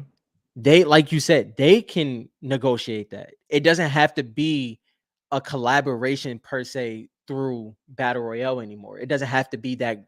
It can be grand in their And own rights, but it it's yeah. already happening too, right? Mhm. So like the Caribbean cruise is built. I think Caribbean cruise. There's a Yeah. cruise line, Mhm. and they have a new cruise ship coming out. Yeah. This is real, guys. This is before. Yeah. This is before. Um, Creative 2.0. Yeah. They already built the map with a cruise ship based on their own cruise ship that's Mhm. coming out in a year, Right. right? You can go to that creative map and explore their cruise ship, right? Yeah. Which Now, is nuts. anybody who is a map builder, any gaming company can sign a partnership with a cruise line, with a movie theater, with any kind of thing, build it, put it into the game with permission from Epic Games. Yeah. It's going to be insane. Yeah. So okay, so I'm gonna For I sure, Hobo. Yeah, for sure. That yeah, would that be. would be. So I'm gonna stay right here real quick, Dylan, because I had thoughts on this. Mhm. The pro community is because Warfighter is saying creative pushed the skill set level high and competitive, and that's why we are where we are, which is a Facts. 1000% How true. I get, it's how I got better. It's no other way. That's the only, like when Playground released and then they eventually turned into creative. That's the only way, because you would have hit a skill gap ceiling playing in just regular battle royale trying to achieve certain things. Like, But you would have to play so many hours yes, to get the same amount of gameplay because you have to yes, load in, fly in, yep, find people, find mats yep. versus just practicing. Exactly. And so this is my thing to the pros. And if any pros ever hear this, right? Do you understand now that they can dip into that, because the pros are mad that more is going to the creative side and the creative maps. If finest wasn't a thing, if box fights wasn't a thing, the skill gap like we're talking about wouldn't be there. So I do think the map creators deserved more interest and more time put into them, because before it was very hard to scale their business beyond the 5%. Right now this Mhm. changes completely. But on the pro side now, we always deal with the metas. They don't like the metas. They don't like what changed, because they had to suit battle royale, had to suit to the pros, and they had to suit to the casual gamers. What they can do in the future, probably after this year, after this championship, they can create a map for this. And a casual gamer, if they want to get better, if they want to experience what the pros experience, they can play this map as well. They can train on this map as well. They can run Forget it's training. play They it. can make their own tournaments. Exactly. Companies can start their own Fortnite Exactly. tournaments, and you can still win money Leagues. that way, right? There can be Leagues. leagues, Yeah. custom like different rankings. So if you play Finest, which I play all the time in Yeah. creative, there's actually Yep. a scoreboard already, Already and up there. Yep. and this is before Creative 2.0. Mm-hmm. It tracks your score every season, Mm-hmm. right? And so like you try to get as many points based on like how many times you win and stuff like Yep. that, and you get certain perks if you have a certain amount of points. So companies and map build, I say companies because I think actual companies are going to focus on building maps Yeah. in Fortnite. So they can build these maps and they can create their own tournaments Yeah. for these competitive players. That'd be kind of crazy. And also, what did we have? We had a conversation, what about a couple months ago, talking about what does an organization really do, right? Hmm. Like, and not even in a disrespectful way. Like, we really wanted, Wait, we real were, quick, when he says organization, he yeah, means like an esports yes, organization. esports organization. We were very interested in what they do, and from my research, a lot of them are losing money, right? Yeah. We already said that. The thing is now, leagues can be built in a whole different way, like we just said, where now, if you put the money in, you can create a revenue stream that makes sense for your team before they even go into the Fortnite competition that's coming. Because believe it or not, like that's not going away. Comps is not going away. I think now the focus can go into comps and how they build it out. Like I think they're about to build out the actual foundation for comps for the next 5 to 10 years. Now that this has dropped, I think a lot Mhm. of focus had to go in this, and they couldn't ignore the pro scene, but they had to kind of, with the pandemic and everything, they kind of had to figure out a way to maintain it. But now I think it's about to change completely. From what I remember, and Rob, correct me if I'm Yeah, wrong, they talked about virtual reality a little bit yeah. a while back, and Hmm. like they weren't like trying that hard to do it. No. I know a lot of people have been pushing the virtual reality thing, trying to get ready for Web 3.0 Yeah. and stuff like that, and the metaverse. Hmm. And I think Fortnite is approaching it differently Yes. than everybody else. Like being able Hmm. to do whatever you want online doesn't mean you have to wear goggles and like Yeah. see it 3D, Yeah. right? So, I mean, I'm sure at some point you can put on the goggles and do it. I'm sure they'll build that in at some point. Hmm. Maybe that'll be a custom map with those configurations, Yeah. but maybe they're just building the capability for it, Hmm. and like that's later. That's like an add-on, right? Yeah. So I could see that happening, but I Yeah. don't think they're like super focused on it. Yeah, because I think that I from what pretty much Tim Sweeney said is that the like Dylan said, the way the game is made and the way the game is played, virtual reality really doesn't suit it at this moment. But that doesn't mean it doesn't suit Unreal Engine. It doesn't mean it doesn't suit the whole scheme of the metaverse. It may not just suit Fortnite. And Hmm. that's where it could eventually have, like you said, a percentage that it can work with, because everybody can create maps. People can create a virtual reality map now. Like though that Yeah, those possibilities are there. As in Fortnite doing it and pushing it for them, that's a different story. I'm not they've sure on how taken a that will whole happen. different approach than the rest of the market, where like they're trying to push this and then build a place. Fortnite has built the place, Yeah. Fortnite Island. They've built the entire environment and Hmm. given the ability to everybody else to code Yeah. and build what they want to build. If you want to develop a way to do that using the new coding language they provided, you Yeah. can. So I mean, they're basically. I know they trash Apple all the time because Apple owns the App Store. And I was telling Hmm. Rob this before the show. It's like, Apple owns the App Store, so all the developers who build on there have to pay 30% to Apple Hmm. or whatever, right? But like that's where all the people are. Yeah. They're gonna be doing that for gaming. Like, Hmm. yes, if you build on here, you have to give your stuff to Epic Games, but they provide everything to build it for free, Hmm. right? And that's where the players are. And then Yeah. once they have all the players on there, all the developers are gonna be there because that's where the players are. And once all the players are there, they're gonna be there because that's where all the games are. Yeah. It's gonna be a cycle that just eats itself. Yeah. And it's crazy that we're in I was talking to Dylan before this as well when it came to Cypher PK.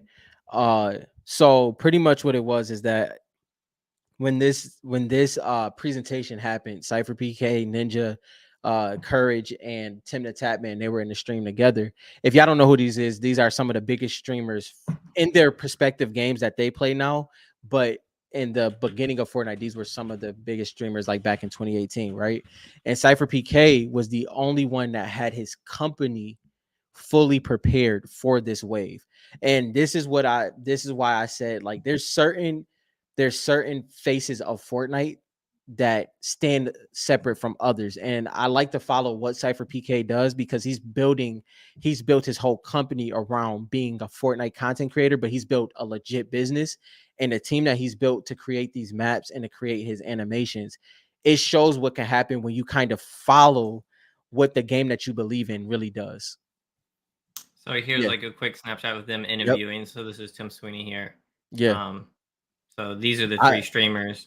By the way, Sax he's dope, bro. I didn't know too much about him besides his title, but hearing him speak and hearing his perspective of, the discovery of the game and the way the game will be uh created over the next 10 years, it was pretty dope to see, honestly. Yeah, JL, exactly. They're pushing. I mean, Epic Games is already, in my opinion, they're already leagues ahead of any other video game company. Um, Mainly because companies reach out to them to do marketing. Hmm. Like they reach out to them. There's so many different marketing and high end marketings too, Yeah. right? And so now they're just pushing even further, and like they're not just sleeping on their laurels. Yeah. So it's I mean, this is great for collectors. This just helps our longevity. Regardless of what you collect for Fortnite, this is good news, right? Basically what we're saying. Yeah, yeah. This is this is definitely great news. And yeah, Warfighter, obviously they're all prepared. This is the reason why these three were shown on here is because they built out, but based off of what I've read, seen, and followed streaming, I know you follow the stream as well. I think Allier is prepared as well. Um, I genuinely do feel that tier wise, Cypher PK is just in a little bit of a different world. Doesn't mean that Allier isn't doing his justice on being prepared. But what I've seen Cypher do over the past year to prepare for this, because obviously all of them knew about this and they had first at bat. Uh, I think that this is very unique to each one of them. I do really like the perspective that Cypher PK took a little bit more though. I think they did lose the lawsuit against Apple though. Yeah, and but also Tim Sweeney, I told you before this. Yeah. Tim Sweeney, when you bring up Apple, he does not hold back. Um, the fight is not over. They're still fighting that. I'm glad y'all brought this up because so he brought up Roblox, right? Because they were talking about mobile and how so he was I told Dylan before this, it was funny how he brought up something we bring up all the time. He started off by saying that Cypher PK brought up Roblox, and paraphrasing real quick, pretty much what he was talking about is how Roblox will be integrated into the metaverse of Fortnite, right? Like, is that going to be a possibility? And obviously he was saying yes. He said, but he really was high on the age difference between Roblox and Fortnite. He was pretty much saying how a lot of people think that Fortnite is a lot younger than it is. We say this all the time, but the age Mhm. demographic spends more money and they're prepared for business. This is his words. Like, this is he's prepared, they're prepared for business, this level of business, but also Roblox is 80% mobile. This is his words. Roblox is 80% mobile, and Fortnite has no mobile besides Android, and there's 74 million users just in the scheme of that, including their mobile. So just with that small glimpse of mobile, that's their numbers. It's crazy to see what it will happen if they got mobile back, because I do think that took away from it a little bit when it came to the younger demographic. But if I'm being honest, I don't think Fortnite ever had intentions of being younger than it is right now. Yeah, yeah, and I mean they're growing, and I still see younger people playing it all the time. Like when I'm Yeah. out, I see younger kids rocking the merch and stuff like that. You just don't see adults rocking that stuff because they don't really put out adult merch and stuff like that, right? Right. Right. And it still has that stigma. But Mhm. adults and like older, like teenagers, still play the game. Yeah. Um, has my perspective changed? No, so No. the reason why is because I've said this before and I'll say it again is people have connection to the skins. Like I've been playing this game for 5 years, which is crazy because I hadn't played games for a long time since I was like a lot younger until Fortnite came out and I fell in love. But people are connected to the skins, right? And this is one of the only ways I to collect those skins. I think he's saying print it for the future.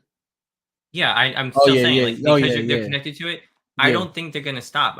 They've invested in the skins, they've invested into the backstory of each skin, right? So, like, Midas has a backstory, they're creating comics, they're creating all these kinds of things, they're creating toys. They wanna deepen that brand, just yeah, like Pokemon has done, just like, even animes are getting their own cards, yeah. you know what I mean? And like you said, Tim Sweeney's about business, right? Mhm. And in the building the brand, even if it's not a huge profit, Right. and I don't know, it probably is a good Mhm, profit line for them, but even if it's not, building that brand is important, right? They mhm. wanna be everywhere, right? Because when you're branding and when you're trying to sell stuff, you want it they're not gonna, like you have to, like, touch them at every single point, right? The Yeah, more you see it, the more it sticks, and then yeah, eventually you try the game. So, yeah. I don't think they're gonna stop, but that's just my opinion. Yeah, Bob, I pretty much agree with that as well. I think that I will say, like you said, Tim Sweeney's big on business. If a car company approaches them, it is gonna have to be I think the approach is gonna have to be right. I don't think that it's just gonna be like, oh yeah, that can just be a another branch. No, I yeah. think that I think they're gonna have to have a great pitch. Um, So, I I do think also there's a possibility that they can take the lead though. I think that, like, who does their toys? McDowell's in here, right? Yeah. McDowell, please tell me you're still here. If you guys have not checked out McDowell's YouTube, Yeah, he talks a whole bunch about toys, and he has a big following there, and he's probably a huge expert on this. But based on my limited yeah, understanding of the toy market, they partnered with like the biggest toy manufacturers yeah, for the Fortnite toys, yeah. right? The biggest ones. Mm-hmm. And correct me if I'm wrong, McDowell, if you're in here, right? So I think if they do cards, they're only gonna partner with the market leader. Mm-hmm. They're not gonna go with some sub brand, right? It's Right. gonna be the market leader. Yeah, it wouldn't be So anything if niche. there's no market leader, Mm-hmm. then they have to do it themselves. I don't know, right? And like maybe Panini, they saw that Panini's not the market leader anymore. They lost all the contracts and stuff like that. Like they Like did their Fortnite is research. premium. Yeah, yeah, yeah. If you look at all the stuff that Fortnite's doing, it's premium. They don't do the sub stuff. It's like think Apple, but for video games, Mm-hmm. right? So if they do a company, they're like you said, they're gonna have to bring their A game. They're gonna have to be the company. But Mm-hmm. that's just my opinion. Yep. See, yeah, there you go. Like, yeah, 100%. that love this. Just to read this out loud, he said, just got out of zero build scrims tonight, and so many players are late high school, college. Our team ages are 24, 34, and 35. So many adults grinding zero builds right now. 100%. Yeah, couldn't agree more. No, but there is a single market leader in cards for like for the last like 10 years it's been Panini, Yeah, right? And then before this, whoever has the biggest contracts is the market leader. Like there's always yep, someone that who has most of the contracts. And right now, unfortunately, it's Fanatics, in my opinion, because I yeah. think they're doing a horrible job on what they put out. So yeah, so but and I get what I definitely get the perspectives of this. But what I will say is, Bob, I don't know if you was here when I was talking about it. I talked about it a couple times. If they don't approach it or try to do it themselves, I do think I've been looking into this deep. I think it's Upper Deck, bro. I really do. I think they have the system. And if anybody's listening that's trying to pitch the Epic Games ever, yeah, please try to create an Unreal Engine. Unreal, like there's so much potential. There's potential, like okay, like the simplicity of opening up the cards, the e-packs on Upper Deck's website. Hmm. There's ways that this can be integrated on a whole nother level. Like it really is a lot of potential out here. And I do think that Upper Deck will more than likely be the best suit. And obviously everybody has their own opinions and could be right about a different perspective. But in my eyes, I think that's where I see it. Yeah, I guess when you're saying sports card leader, I guess it's too broad of a market to say like there's one because there's like Magic, right? And then there's like Pokemon, and then you talk about sports. I always tend to think sports when I talk about that. Yeah. So yeah, I mean but for sports, normally someone has most of the main contracts, like the Hmm. NBA and the NFL, Hmm. right, are the two biggest ones, and then one other company may be able to snag like hockey, but I mean I guess Panini had hockey, but Baseball. like Yeah. baseball, Hmm. right? But yeah, I mean, I get what you're saying for like the other trading card games. Yeah. Yeah. Losing half a billion makes me wonder about card budget. Um, what do you mean losing half a billion? Talking about the lawsuit. Oh, but I mean, if they're just licensing it, I mean, I don't think that half a billion really affected them too much for Like, don't the get me cards. like that. Yeah, like I mean, yeah. that When it comes to affected them. yeah, it Like that affected. Yeah, sucks. yeah, But at the same time, from them releasing cards, if they yeah, wanted to, they could just license it. It's a no cost for them, yeah, right? yeah. Um, But I yeah, mean, and the way they're maybe making money. JL was talking from the perspective if they did it, if they even if Yeah, they from them yeah, producing it yeah, themselves. yeah, I mean, even if they did do it, I mean, I don't know how they would approach it. Like, I'm not like mhm, whenever companies do stuff like this, it's not like they go out and they buy the machines. Like, that's not how they exactly. do this. Like, Yeah, what they would do is they would rent them or they'd rent a facility that had the mechanics already built. I doubt they'd go and buy a whole facility and print them out like that. That's not how they would run the business. Even if they did manage it themselves, they yeah, would still rent everything, most yeah. likely. Yeah, half a billion is definitely not a drop in the bucket. I mean, don't get me like they got the revenue, but half a billion is definitely a hit. But at that same, um, I would assume that. they were they recovered well, but it definitely gave them a dent for a little bit. Bob said, I was thinking that Panini never had the opportunity to do redeemable codes because most, if not all printed skins were already part of the game. Am I right? Panini never had that to do. So Well, no, yeah, go ahead, Dylan. so based on rumors, Hmm. again rumors. This is all we can work with are rumors, guys. Hmm. All right.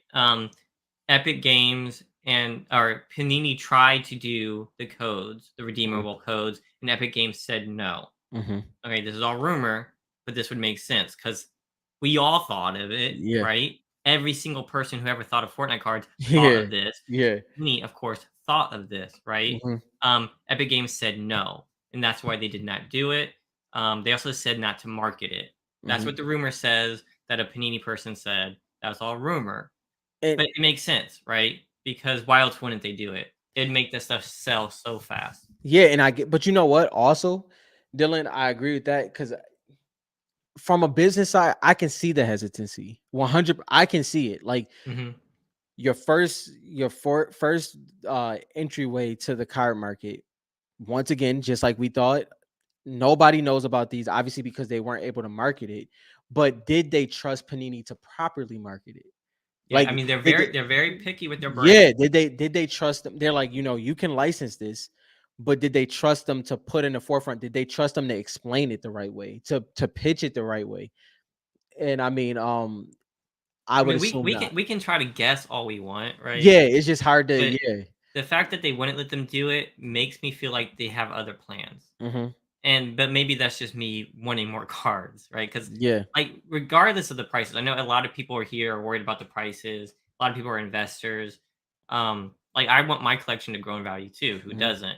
But at Hmm. the same time, I want more cards. Like I want to Yeah. collect, Yeah. right? Like I'm never gonna have no cards. Like this is Yeah. what I collect. Yeah. Um, so I want them to do that because of that, and that may persuade me to think they're going to do more. Hmm.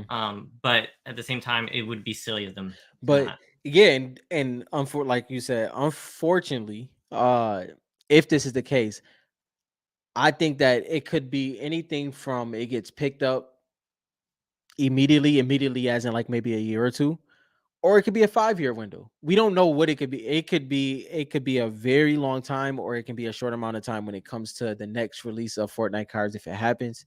Uh, I do think IP wise, understanding where it's going, I can't see somebody not picking it up if it comes to the licensing side. I'm not completely sure. I go back and forth on this all the time. If Epic Games will swing at it, I'm on. I guess this week, and this is all I can give y'all. Yeah, I'm human. This week, I'm on the side of I don't know if Epic will take that swing, and it definitely would be the license. I could feel completely different next week. I'm not sure, but that's how I See, feel this week.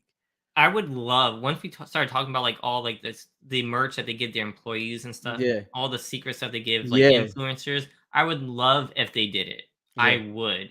Business wise, it makes sense for them to focus on generating billions of dollars through the game and then Mhm. just license this however they need to, like they do with the toys. That Yeah, would make the most sense.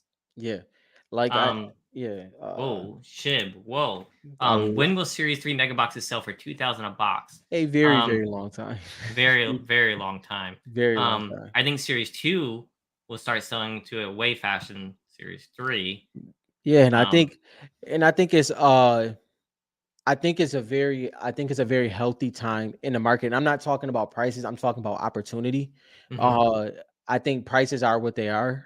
They could go down. I mean, if we look at the economy, they're probably going to go down substantially more. Like we can Yeah. I mean, like, if you're yeah. looking at the economy, if you're looking at, like you're looking at, like, interest rates and everything, like, it's not looking good for, like, collectibles for Yeah. now. It looks great for people who are picking stuff up, Yeah. but for anyone who's looking to sell soon, Yeah. um, it's not going to hit those prices, Yeah. anytime soon, probably. Mhm. But, like, our market's super small, Yeah. right? If Mhm. we get an influx in the next 2 or so years, who knows what could happen to the prices, right? Yeah.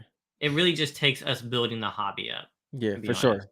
And Of and true I collectors, like yeah. people who value the stuff. Like I'm not talking about flippers. That's a Yeah. fake market, right? Because it's gonna die, right? Mhm. But we need people join the hobby who love the game and who are going to keep their cards and not sell, Yeah, right? That's what's going yeah. to make those prices go up. And this I want to Ooh, go Richard, that's a strong word. Richard, You screenshot be using this. Eleven yeah. fifteen 324 23. I think you're wrong. No, for sure. I mean, I think Ever is a very strong word. if you put it this way, if you believe in series 1, you would not say that about series 3. And that's the way I see No, it. if you look at inflation Yeah. in the dollar has lost 94% of its buying potential. Mhm. That alone makes this a crazy statement, in my opinion. Yeah, and yeah, like, and that's a fact. I'm thinking more simple than that. If if you believe in the hobby and the cards of Fortnite, now, like we just said, Fortnite cards is going to go down substantially probably over the next year. Don't know Mhm. for sure. Anything can Not happen. investment advice. Yeah, not investment advice. And I'm not saying when to buy or anything like. I'm just saying that the cards can go down, and they probably will based off the economy.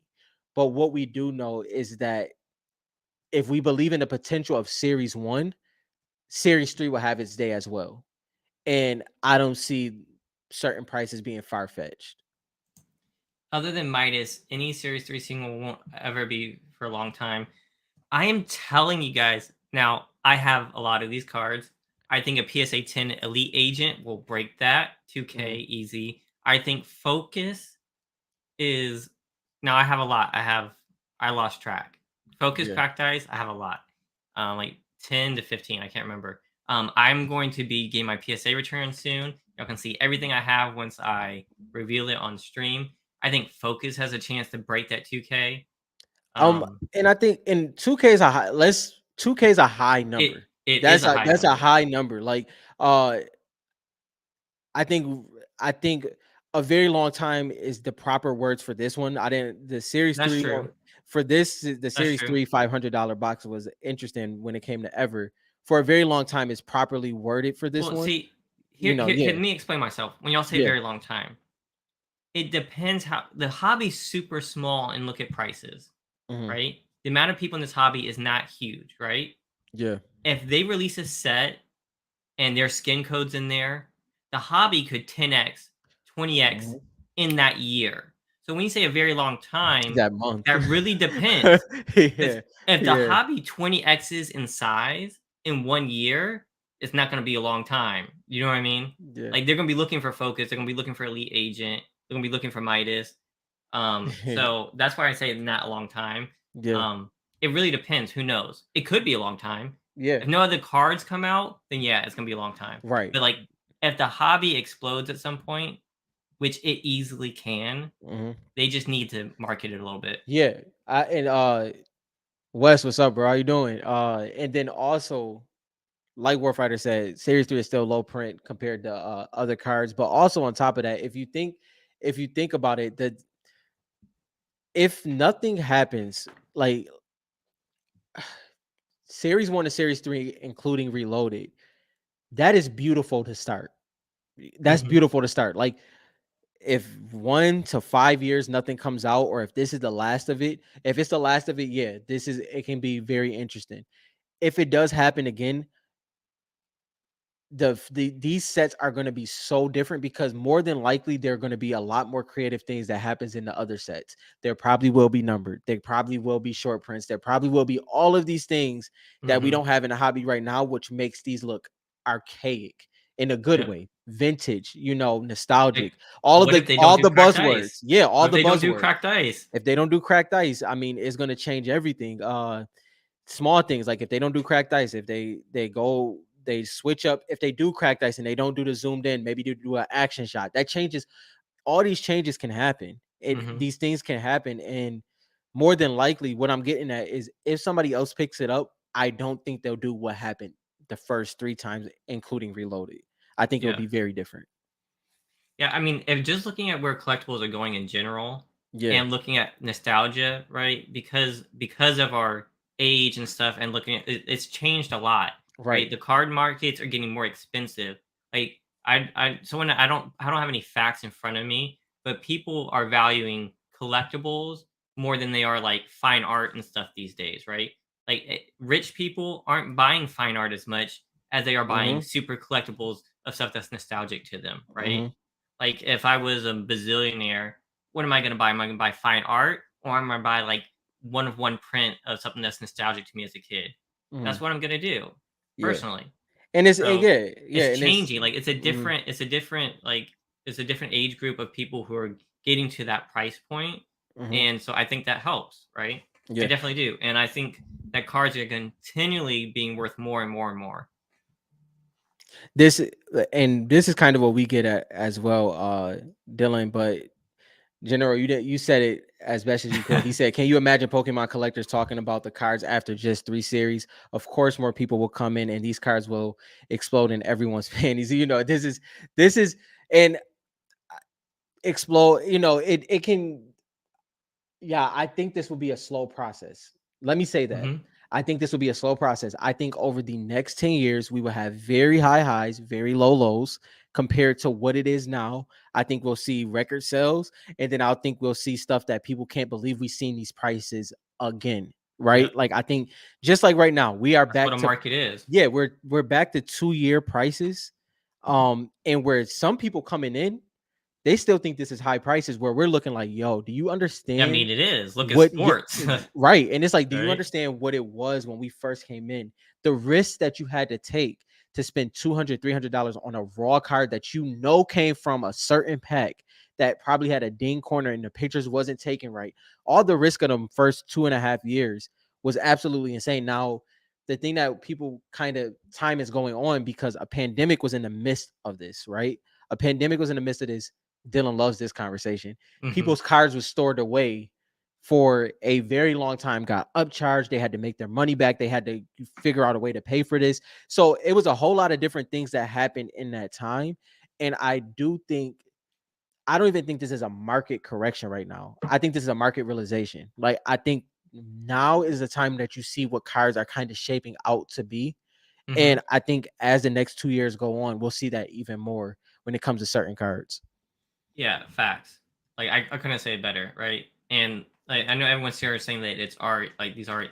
I mean, that's how I feel, right? Yeah. And we can keep saying that. And the point of it is that we this is a collection, right? Yeah. So if you look at all collectibles, the market goes up and down based on demand, right? And Yeah. demand is going to go up and down. People get into it, people get out of it. People get Yeah. into it, they get into it, you know?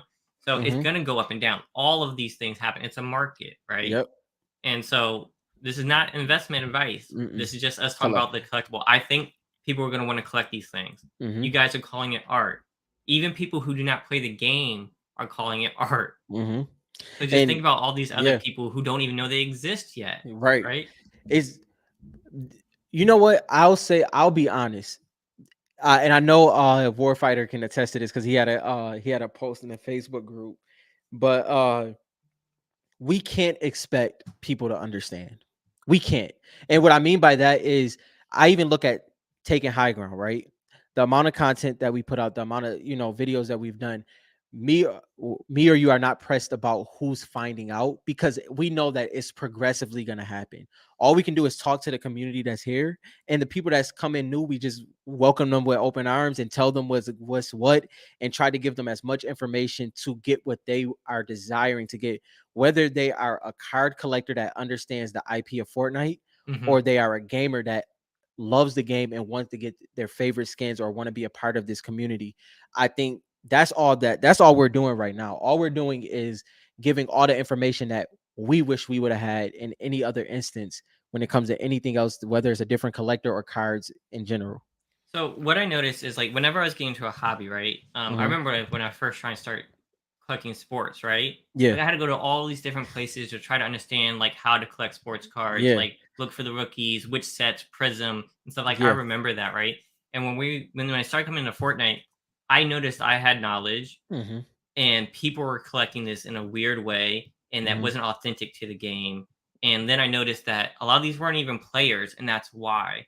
So then I Yeah. said, okay, I understand the card market and I understand the game, and I know where it's going. And I was like, there's a few of us Hmm. who intersect that are already collectors Hmm. and know the game super, super well. There's a Yeah. few of us, right? Hmm. And we're all buying stuff for the low, and so that's when I started talking about aura and stuff like that. So people think I'm trying to pump it up. Like I'm not. No one's getting rich right now. I mean, besides a couple maybe one or Yeah. two people are getting rich Yeah. off of finding crazy prototypes, right? Yeah.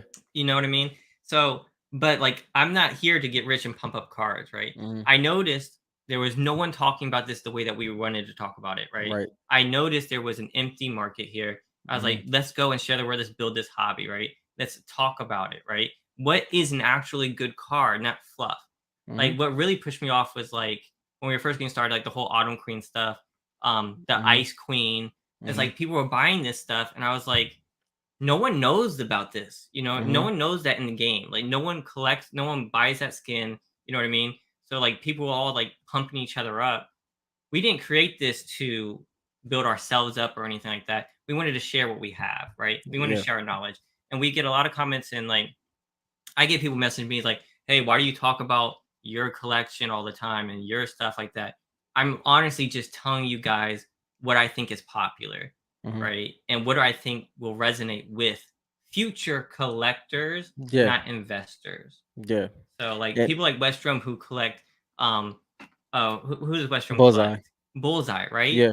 No one would have thought that that was a great card. But that is a great card. That has a fan base, right? Mhm. But no one in the hobby a year ago, 2 years ago would have ever thought that, right? Yeah. Like I could have bought all the. I have no hesitation that Aura is going to be a big card. How Mhm. big? Who knows, right? Mhm. I know she was worth a hell of a lot more than what people. I was buying her for $25, Mhm. right? I only Mhm. have four now. I sold to like friends and stuff who wanted one, couldn't find her. Mhm. Like I don't have the biggest Aura collection. Yeah. I know who has the biggest Aura collection. It's not me. I only Yeah. have four USA cracked ice auras, right? Yeah. But I know I could have just bought those, not said anything, and it would pop off. But no, we want to talk about the hobby. We want the hobby to grow. Like I Yeah. literally enjoy coming on here on Friday nights, talking with you guys, collecting, ripping Yeah. cards. That's what it's about, right? Mhm. So the more we talk about this, the more we share the information, the bigger the hobby gets. Yeah. Sorry for the rant. I just, No, that's you that's know, that's perfectly put, and I think that I'll just top this conversation off. I think the nuance is what makes the Fortnite cards beautiful. I'm trying not to say too much, yeah, because I'm working on a video. I've been working on it for like 2 months, so it is, so. But I'll say this. The hobby's nuanced, and like Dylan said, I think the early adapters of the cards, so the first ones that had at bat, right? mhm. I think they were putting the sets together, they had to figure out exactly what was what when it came to pull rates, rarity, scarcity, all of these things. That was early adapters did something for the hobby that later on, people finding out later on that maybe played a game A, B, and C couldn't do. But like Dylan said, when I came in, it was things that I realized. And as y'all can probably find out now, I have a lot to say always. So it was just one of those moments. I was like, I have to speak. And when me and Dylan decided to merge together, uh, it was one of the things that I felt we were really going to help the hobby as much as we could. And I hope y'all feel that way. But going back into this, I don't want to say, is it Augie? Would you say that Augie? Is this Yeah, that's Augie. Yeah, Mhm, okay.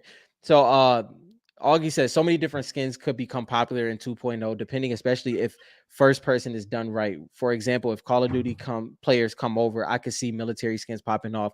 100%, anything can happen. That's mhm. the beauty of it. When we talk about the reason why we talk about the popularity of skins is because it's actually very interesting. I don't want to go too deep into this, but the unique part about Fortnite is that it is probably the best study of human behavior that we can have as of right now. And the reason why I say that is because what makes you keep going back to a skin, what makes you main a skin for a certain amount of time, but also let's go with what Augie says. If another demographic comes in and you start seeing a uptick in military skins because it comes from a demographic of Call of Duty, those things do happen. Mhm. And we don't know what this next wave is going to be. You could probably see uh, uh I can't remember his name. The one that has the I can't remember. I'm not gonna try to name him. But there's a lot of military skins that could have that moment, like he said. And I definitely think that's a possibility. No, it hugely could be, but this goes back to the thing, like, for a new skin, even for Call of Duty people to come into it, for a Hmm. new skin to pop off and take away Hmm. from these other ones is gonna be super difficult, in my opinion. Yeah. Like, if you guys, like, as investor-wise, and this is not investment advice, I keep saying that, but, like, if some people come into the game, it's gonna be super hard because 'cause they're gonna see all these other characters, right, Yeah. all the time, and like that play like right now, Surf Witch is super popular, Yeah. and people keep dying from her, and then people start buying the skin, Yes, and because yeah. it's like a process that keeps happening, and then once it gets started, it's hard for that to stop, Listen, right?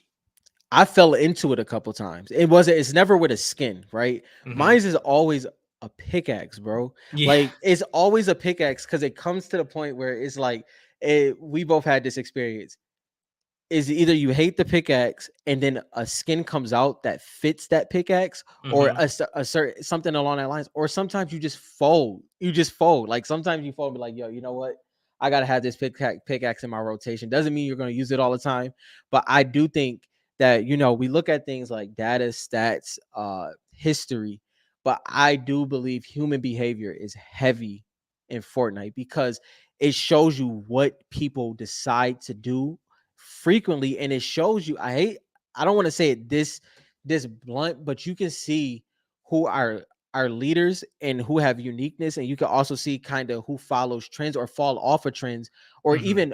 even a lot of times you can see people that you can see the effects that people have on their viewpoint, like clicks, the effect he had on his community made them wear that skin, and then that community wearing that skin that often made that skin surge. Yep. And the crazy thing, Fortnite is so big, once again, like you said before, some people didn't even know that was the case. Some people Now just like the skin, and let's that's the crazy let's part. share it. So when he's talking about clicks, guys, he's talking about Spark Plug. Yes. All right, and Yes. Spark Plug is another skin that I'm big on. I have like 10 of them at PSA, I think, something like that. Yeah. Cracked ice wise. Um, Elite Agent would be a dope skin for the Call of Duty people, and not only that is super rare. It was a Hmm. battle pass skin from season 3, and it is up there in usage with the best of them. Hmm. And it's been 5 years since it came out, which is crazy. By the way, going into this, let's we talked about the usage and everything like that. Hmm. I do have something to say, bro. Fish stick is so underrated. Like it, You talking about card wise? yes, like Not and investment advice, guys, and I but I've been don't thinking and that I'm too. and I don't want to say this because I still don't have the card. I just don't want to say it's crazy to me. And I'm not talking about I'm even talking about in the realization of what he means to Fortnite in the game. Like we know the popular ones because Fish Stick was a little bit weird because he's always had a moment, like if you think about Hmm. he came out in chapter 1 season 7, and he was immediately in the cutscene for chapter 1 season 8, right? Yeah, So he's always been a part of the promotion, but he seems to be hitting a different stratosphere of importance. I don't know what that means to the future because none of us know what the future holds when it comes to this next wave of yeah, Fortnite. Fortnite's about to change completely.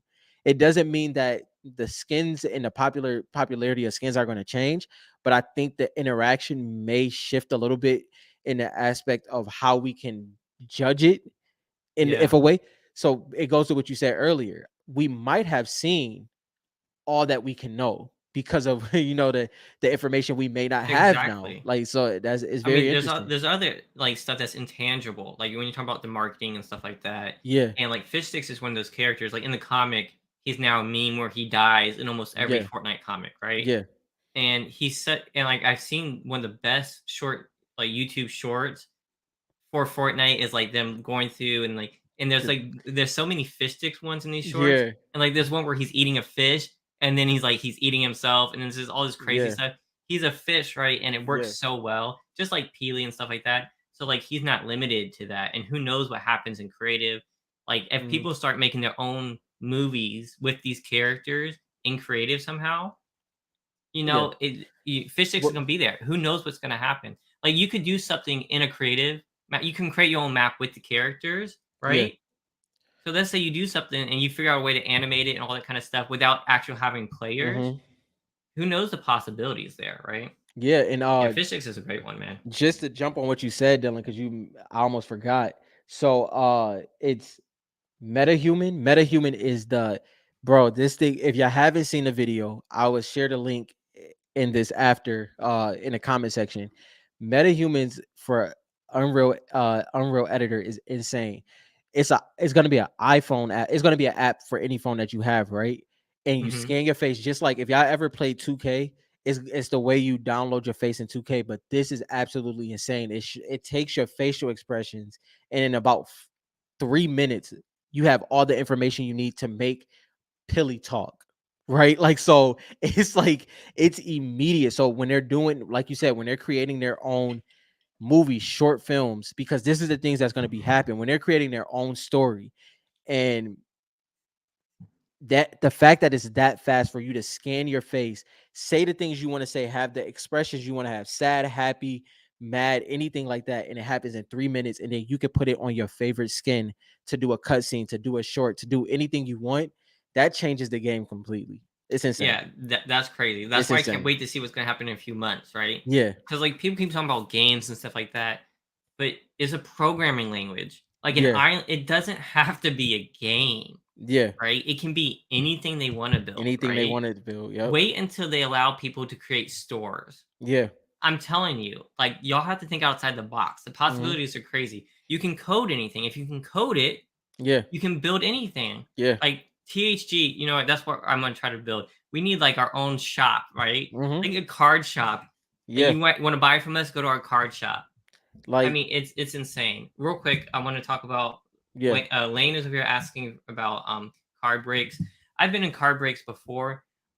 Some card breaks that are cool are like the pack ones for Fortnite. I don't ever like participate in those Shout out to West Drum, specifically. by the way. But yeah, Yeah. Westrum does some great ones. Yeah. But like I remember back in sports, like an expensive product.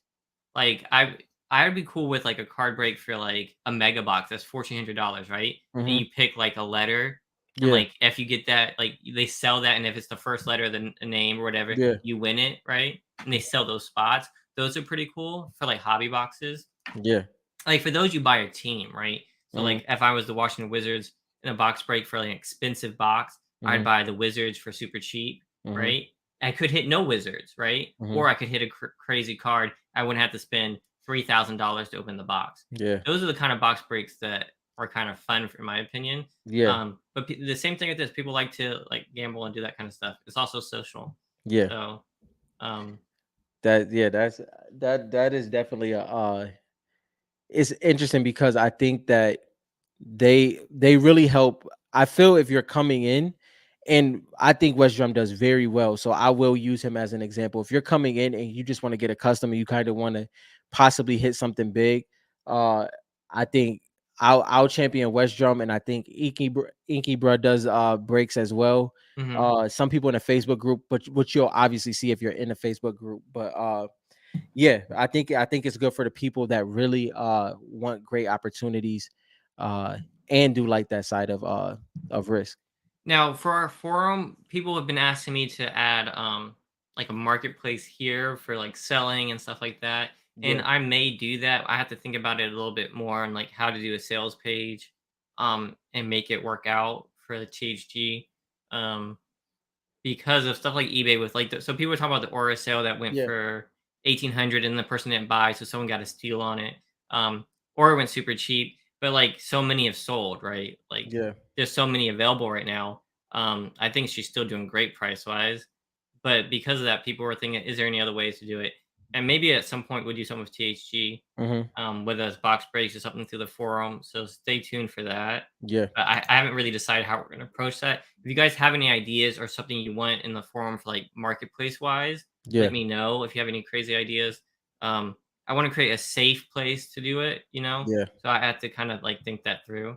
Um, but yeah, I think the breaks are fun. Western does an amazing job. Yeah. Appreciate it, Mahai. I appreciate it. Appreciate it for sure. Boondocks all day. Boondocks. Yo, another thing. Let me get the exact name. King Golden did announce that the the sports card I think it's not a document, it's a series. It's like a series, docu series on Hmm. is going to be on Netflix next month. Let me get the exact name of it. Let's see. So yeah, here it is. I'm gonna send it to you. This is going to be interesting. I'm interested to see how this affects the market. Obviously, not Fortnite market, but the sports market and just the card market in general. Is this going to be something that helps it, hurts it? We'll see. We'll see what it does for sure. and I know some King people of feel collectibles, the golden treasure. yeah. Now it'd be interesting because now what if they do have Fortnite in there? That's we have no idea what's in there. Have no idea. So that's the interesting part about it. I I mean, think Netflix is a big platform. mhm. I know I've was reading a couple comments. I've heard about it a couple months ago, but everybody's indifferent about everything. I'm interested to see what this does. I'm kind of usually open with these things. As you know, this is like my type of content. This is the Mhm. stuff I love. So the fact that it's around cards and just collectibles in general, I'm very interested. Yeah, I mean, I'm interested in too. I'm gonna have to watch that. I was actually But looking for. There's not too many like card collectible like documentaries out mhm, there. mhm. Like I well, the other week I was watching what's that show? They go around the country collecting like oil cans and dang, what is it called? Someone help me out here. Dang. I know you know what I'm talking about. They collect like old oil cans and other collectibles and stuff. Somebody's gonna say it. Yeah, someone's got to say it. Gosh, that's gonna bother me. I should know this. Antique collector show. Gosh, what is that called?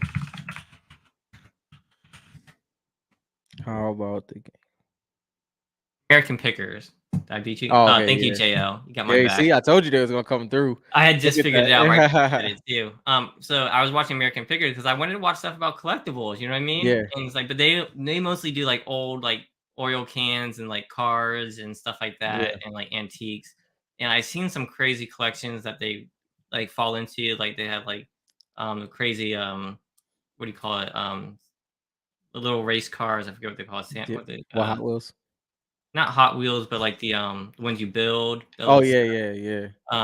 but so I was like, there's no good card ones like documentaries like that. You know what Nah, I mean? nah. I was looking for some of those, so This I'll is be this interesting to watch for this that. is risky business though, because like what as Ken Golden, he's I hate to say this, he's what title he's gonna get either way, because whatever card he shows, people are gonna say something about. Like Well, this is a hard one to do for sure. see, It's it's always hard for like super famous people or super popular people to talk about their cards. yes. I've Yep. already realized this because I've said like people say that I'm pumping cards, and we have like a I want to say a modest following. So we have what 391 subscribers, something like Mhm, that. mhm. Um, so we have 21 people in here, and people already think I'm pumping cards. Yeah, So you look at like Gary V, right? Like he yeah. even said I saw an interview with him. He said I had to stop talking about cards Mhm. because I realized because of my network, because of like how popular I am, it was affecting the market. No matter Yeah, what I said, it would affect the market, right? yeah. Um, It's and so weird. that's it gets kind of hard. So I don't know where that pans out for like golden and stuff, Yeah, but it's going to affect the market in one way or another. yeah. Because that like that's the thing. Because anything he shows, somebody could possibly have a problem with. Because Yeah, anything he says or does anything he could make says it go through the down or whole up. thing, it just could change everything. Yeah, no, that's yeah. I'm All sticking right, to the look, Fortnite I card. like Gary V. I'll tell you guys, I like his content and stuff like that. I am not a fan of his cards. Yeah, I'm All good right, on that. design Yeah, wise, I mean the motion behind it about like putting out positive stuff, I'm all down for. But the way that he brought out his cards and just created these characters and then started selling the cards, there wasn't like a backstory. There's no nostalgia behind them. I mhm, collect because of nostalgia, and he didn't take the time to build that first. Like mhm, I think maybe he's trying to build it now, but like if he had built the nostalgia of a single character, right, and put out content with that character, and you got to know that character more, then put out the cards, way more authentic. I think he approached it in a way that didn't work. I don't yeah, think it was like anything like bad. It's just yeah. it didn't. I don't think he should have done it that way. I think Um, there's yeah, I agree. I think in general with the hobby, because we're on the other side of our podcast at this point. This is when all the random conversations come in. yeah, This is right. but I think in general the hobby is a very interesting place because you you get you either get championed for your transparency and eventually get killed for it, or the Hmm. other way around. And this is talking about people that do it the right way. I'm not. It's a lot of shady stuff that goes on. We can all There agree. are there We can are. all agree on that. This from top to bottom, whether it come from, it was just something recently where the breaker pulled a card, he lifted it off the screen and put it to the side, and they went back to like breaking like the card didn't even exist. Like it was that was just like last week, bro. So it's a lot of things that do happen across the board, whether it's content, all those things. So it's we'll see what it does. I know a whole bunch of interesting conversations is about to happen from this, bro. Guaranteed. Yeah, and I mean, I want you guys to like stay vigilant and like check whatever we say, right? Yes, Like for I sure. mean no harm, right? Hmm. But at the same time, things that we have said have made effect. Like I'm not blind. Like if Hmm. I never talked about Aura, I doubt she'd be at the prices she is, Hmm. right? Same thing with Renegade Rate. Like I've noticed an uptick in reloaded That people, and I don't yeah. want to say it's just because of us, but I've been talking about Renegade Raiders for a long time now, and people are starting to look for her and look for those because they're starting to sell for like if you can get a 10, some people want it for like $1,000. So, but do your fact checking, make your own assumptions. Just because we say it doesn't mean it's gospel. But But because yeah. we could, like, if I wanted to, I could have talked up Autumn Queen, right? And sell it, or any other skin Mhm. that I didn't believe. So I try to be as authentic as I can, and Rob does too. But Mhm. at the same time, I don't know myself in the future, so always be vigilant and make Yeah. your own decisions And and fact check this. and I will say this, when it comes to the content, we're very committed to the content, especially I promise you we're just getting started. Especially obviously Dylan heavily integrates when it comes to the website side. Content wise, video wise, I promise you we have some dope things coming. Just trust that. But we are committed to the content 100%. It's cards in my collection that I would love to go on tangents about, that I've never mentioned ever. And is not even some that's not even on a list, A, B, and C. Just because sometimes we never know how it's gonna be taken. But we, like Dylan said, we definitely make sure that we take a wide approach of understanding. The thing is, when we come here on Fridays, we're just talking about the game, and then you can pick Yeah, apart things that's in exactly. there, and you also have us talking about the cards as well. But yeah, it's definitely interesting things Real coming. quick, I want to talk to JL real quick. Awesome comics. Now we're gonna have an interview, like you said, with AKA Bog, a prolific comic collector, right? Yeah. Um, and he can probably talk more about this, but based on my research, Yeah. there have been other comics in the past that have come in poly bags, Mm-hmm. right? And over time, the poly bag creates a line on the back of the comic based Mm-hmm. on where the theme is, which affects grading. Mm-hmm. Okay. So somewhere someone told me that you should open the Yeah. bags, take them out. Yeah. Okay. Now there are codes in there. Do the code Are they redeemable? They do have an expiration date. Mm-hmm. The code, and I can't remember what it is. I think it's For 2020. which one? 2025 for the I think it's yeah. 2025 for some of them. Mm-hmm. So the codes are not redeemable, but they will matter. So like, if you're looking Yes. at other comics, like some that have stuff that's peeled away and Mm-hmm. stuff like that, that has gone into affect the grading. Yeah. Okay, so having the code intact, like for some of them, they were stickers. In Zero War, it was an insert.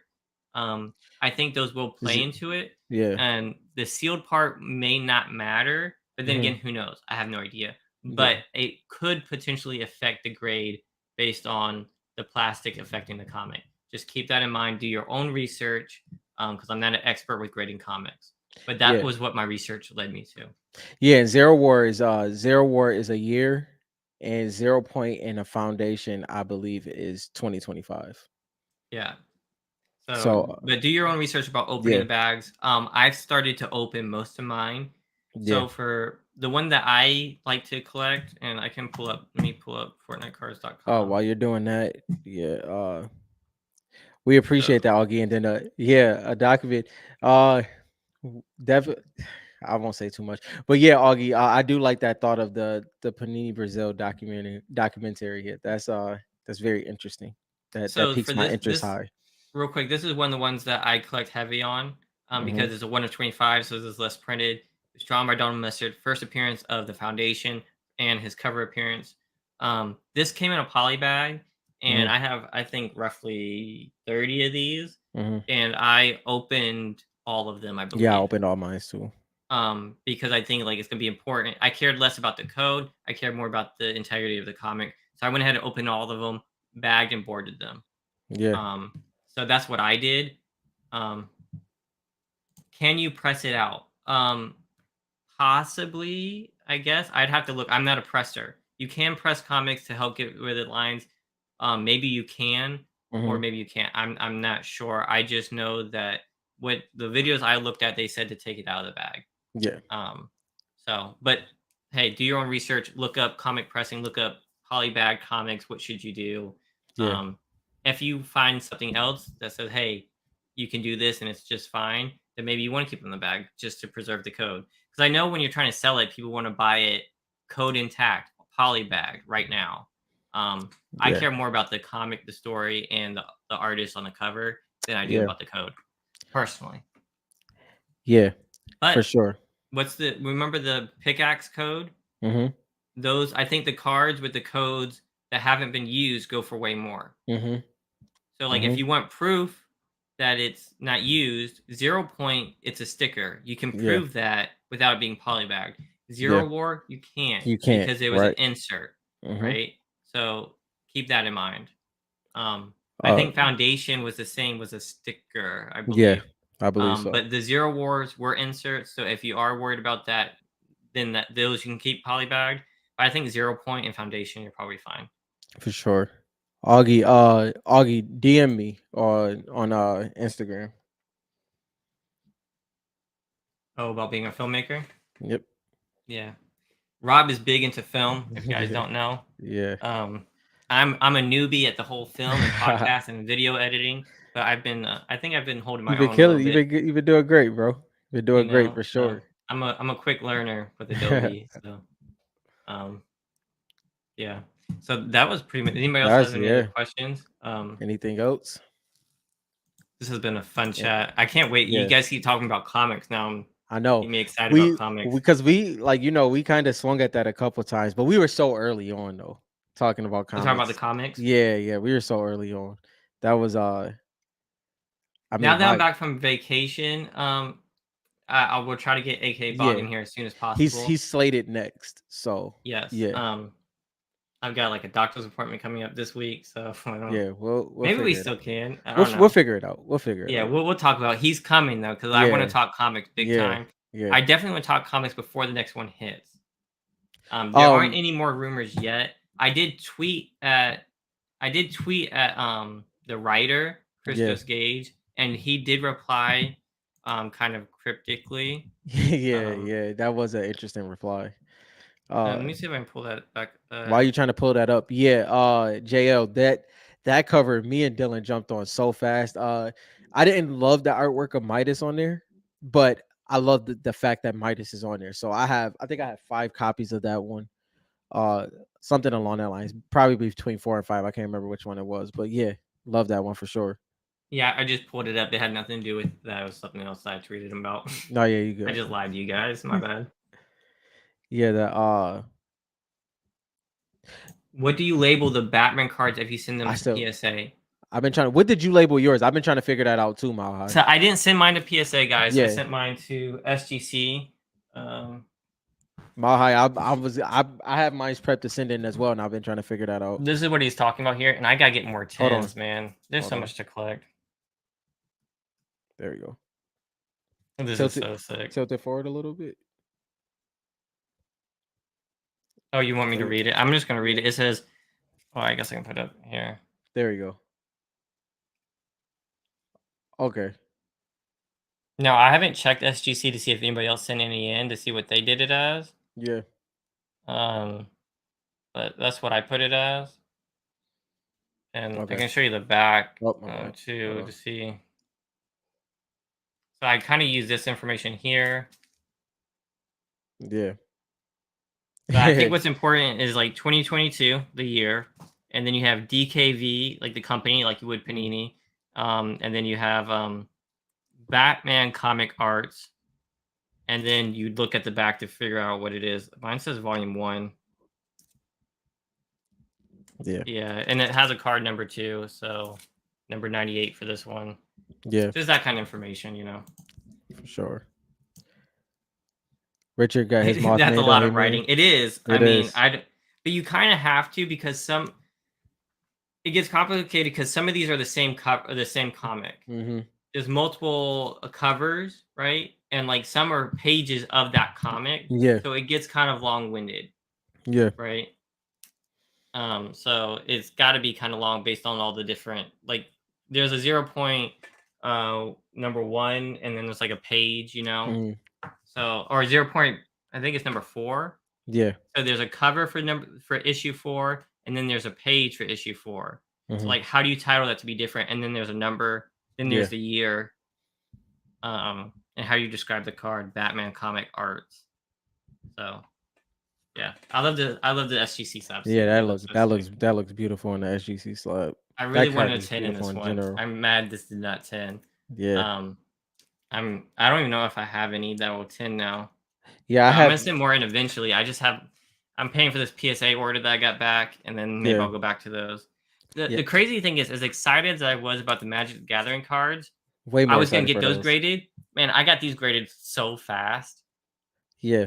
I So I had to do some like I was doing research like for the video, and I had to like I was researching like on the Black Lotus for Magic the Gathering. I learned a lot. It was Ooh, very interesting learning about that. I have Uh something to talk to you guys about. Have you yeah. guys seen this? Oh, real quick, what did they charge me? It was 20. I only sent in 6 cards, so it was $24 a card. Mhm. That's how much they charged me. Um, Now, I'm not saying that these can go up in value because, like, I've tried to sell some of the nines, Mhm. right? So I could resubmit some more and get some tens. I'm not saying these are going to sell for a whole bunch right now. They're definitely very cool to have. Yeah. Um, just so you guys know. Now, I don't know if you guys have seen this. I sent this to you. Actually, it's popping up already. That's crazy. All right, there. I'm going to show up the search here. So there's this Oh yeah. Yeah, Magic the yeah. Gathering card. Okay, this card right here is coming out. It's for Lord of the Rings, right? So there's this card that came out, but there's another variant right So one here where they made one. Let's see if they do the whole. Here it period. is. You see, it's one of one. Only one of these cards is being made, guys. So I want to talk about the rarest cards out there. There's only one of these cards being made, and they're doing it in whatever language this is for Lord of the Rings, Mhm. and it's being put into a random pack for somebody to find. Now this I'm is I would insane. hate to be a Magic the Gathering collector. I God, would if be this happened stressed, in bro. Fortnite, I I'd couldn't be in take every it. box break. I I'd couldn't be like, take it, bro. Westrom, sign me up, Westrom. I'm be ripping. Could you imagine if Westrom pulled like the one of one Fortnite cards and crazy? I'd be like, Listen. dang. But obviously, this My is a heart couldn't play take on that, like bro. the ring being the only one, my Yeah. precious, and that kind of stuff. But this is sick. Like, I kind of want it just to have it. Um, but if they did something like this for like Fortnite, that'd be crazy. The card looks dope, by the way. They did a really good It job on does. that. It looks really good.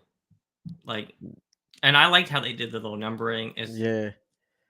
It's Nah, pretty crazy. It's gonna be. that'd be nuts, bro. It That really is. shows that Magic the Gathering is trying to push that collectability side of it. Mhm. I Mhm. feel like, you know what I mean. And I I mean, and this I got a lot of news. and I don't know too much about Magic the Gathering at all. As in like how that whole thing works. But this is pretty dope. I mean, because they have the playable version, and that's even going for $50 to $5, right? Mhm. Um, and then they have like the one of one. That's nuts. Yeah. I That's mean, it's pretty insane. that That's is pretty pretty sick. dope. So, I mean, I'm really hoping that there's some kind of limited card inside the secret lair Fortnite. Yeah. I'm just not opening my boxes to find out. You know what I mean? Yeah. Like, I'm scared to open all those boxes. No, if the factory worker would just snag that for themselves. You know about the Panini one, the Fortnite ones, maybe. I don't That know. is It's funny. it's, it's pretty crazy. Someone's gonna pull this on stream.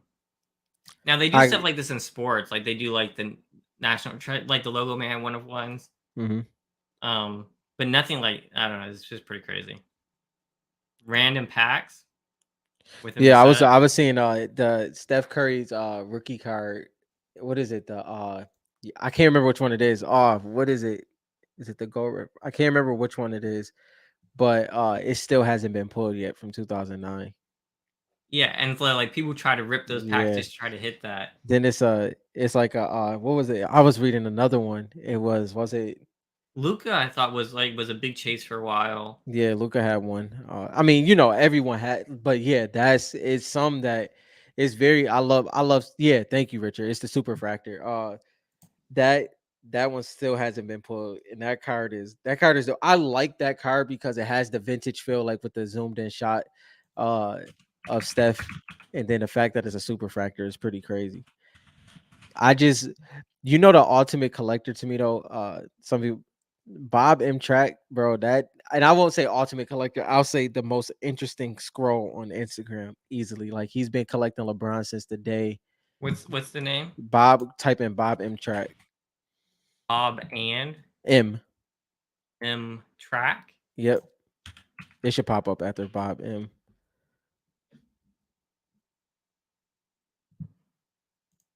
And we're getting into sports cards here. Yeah.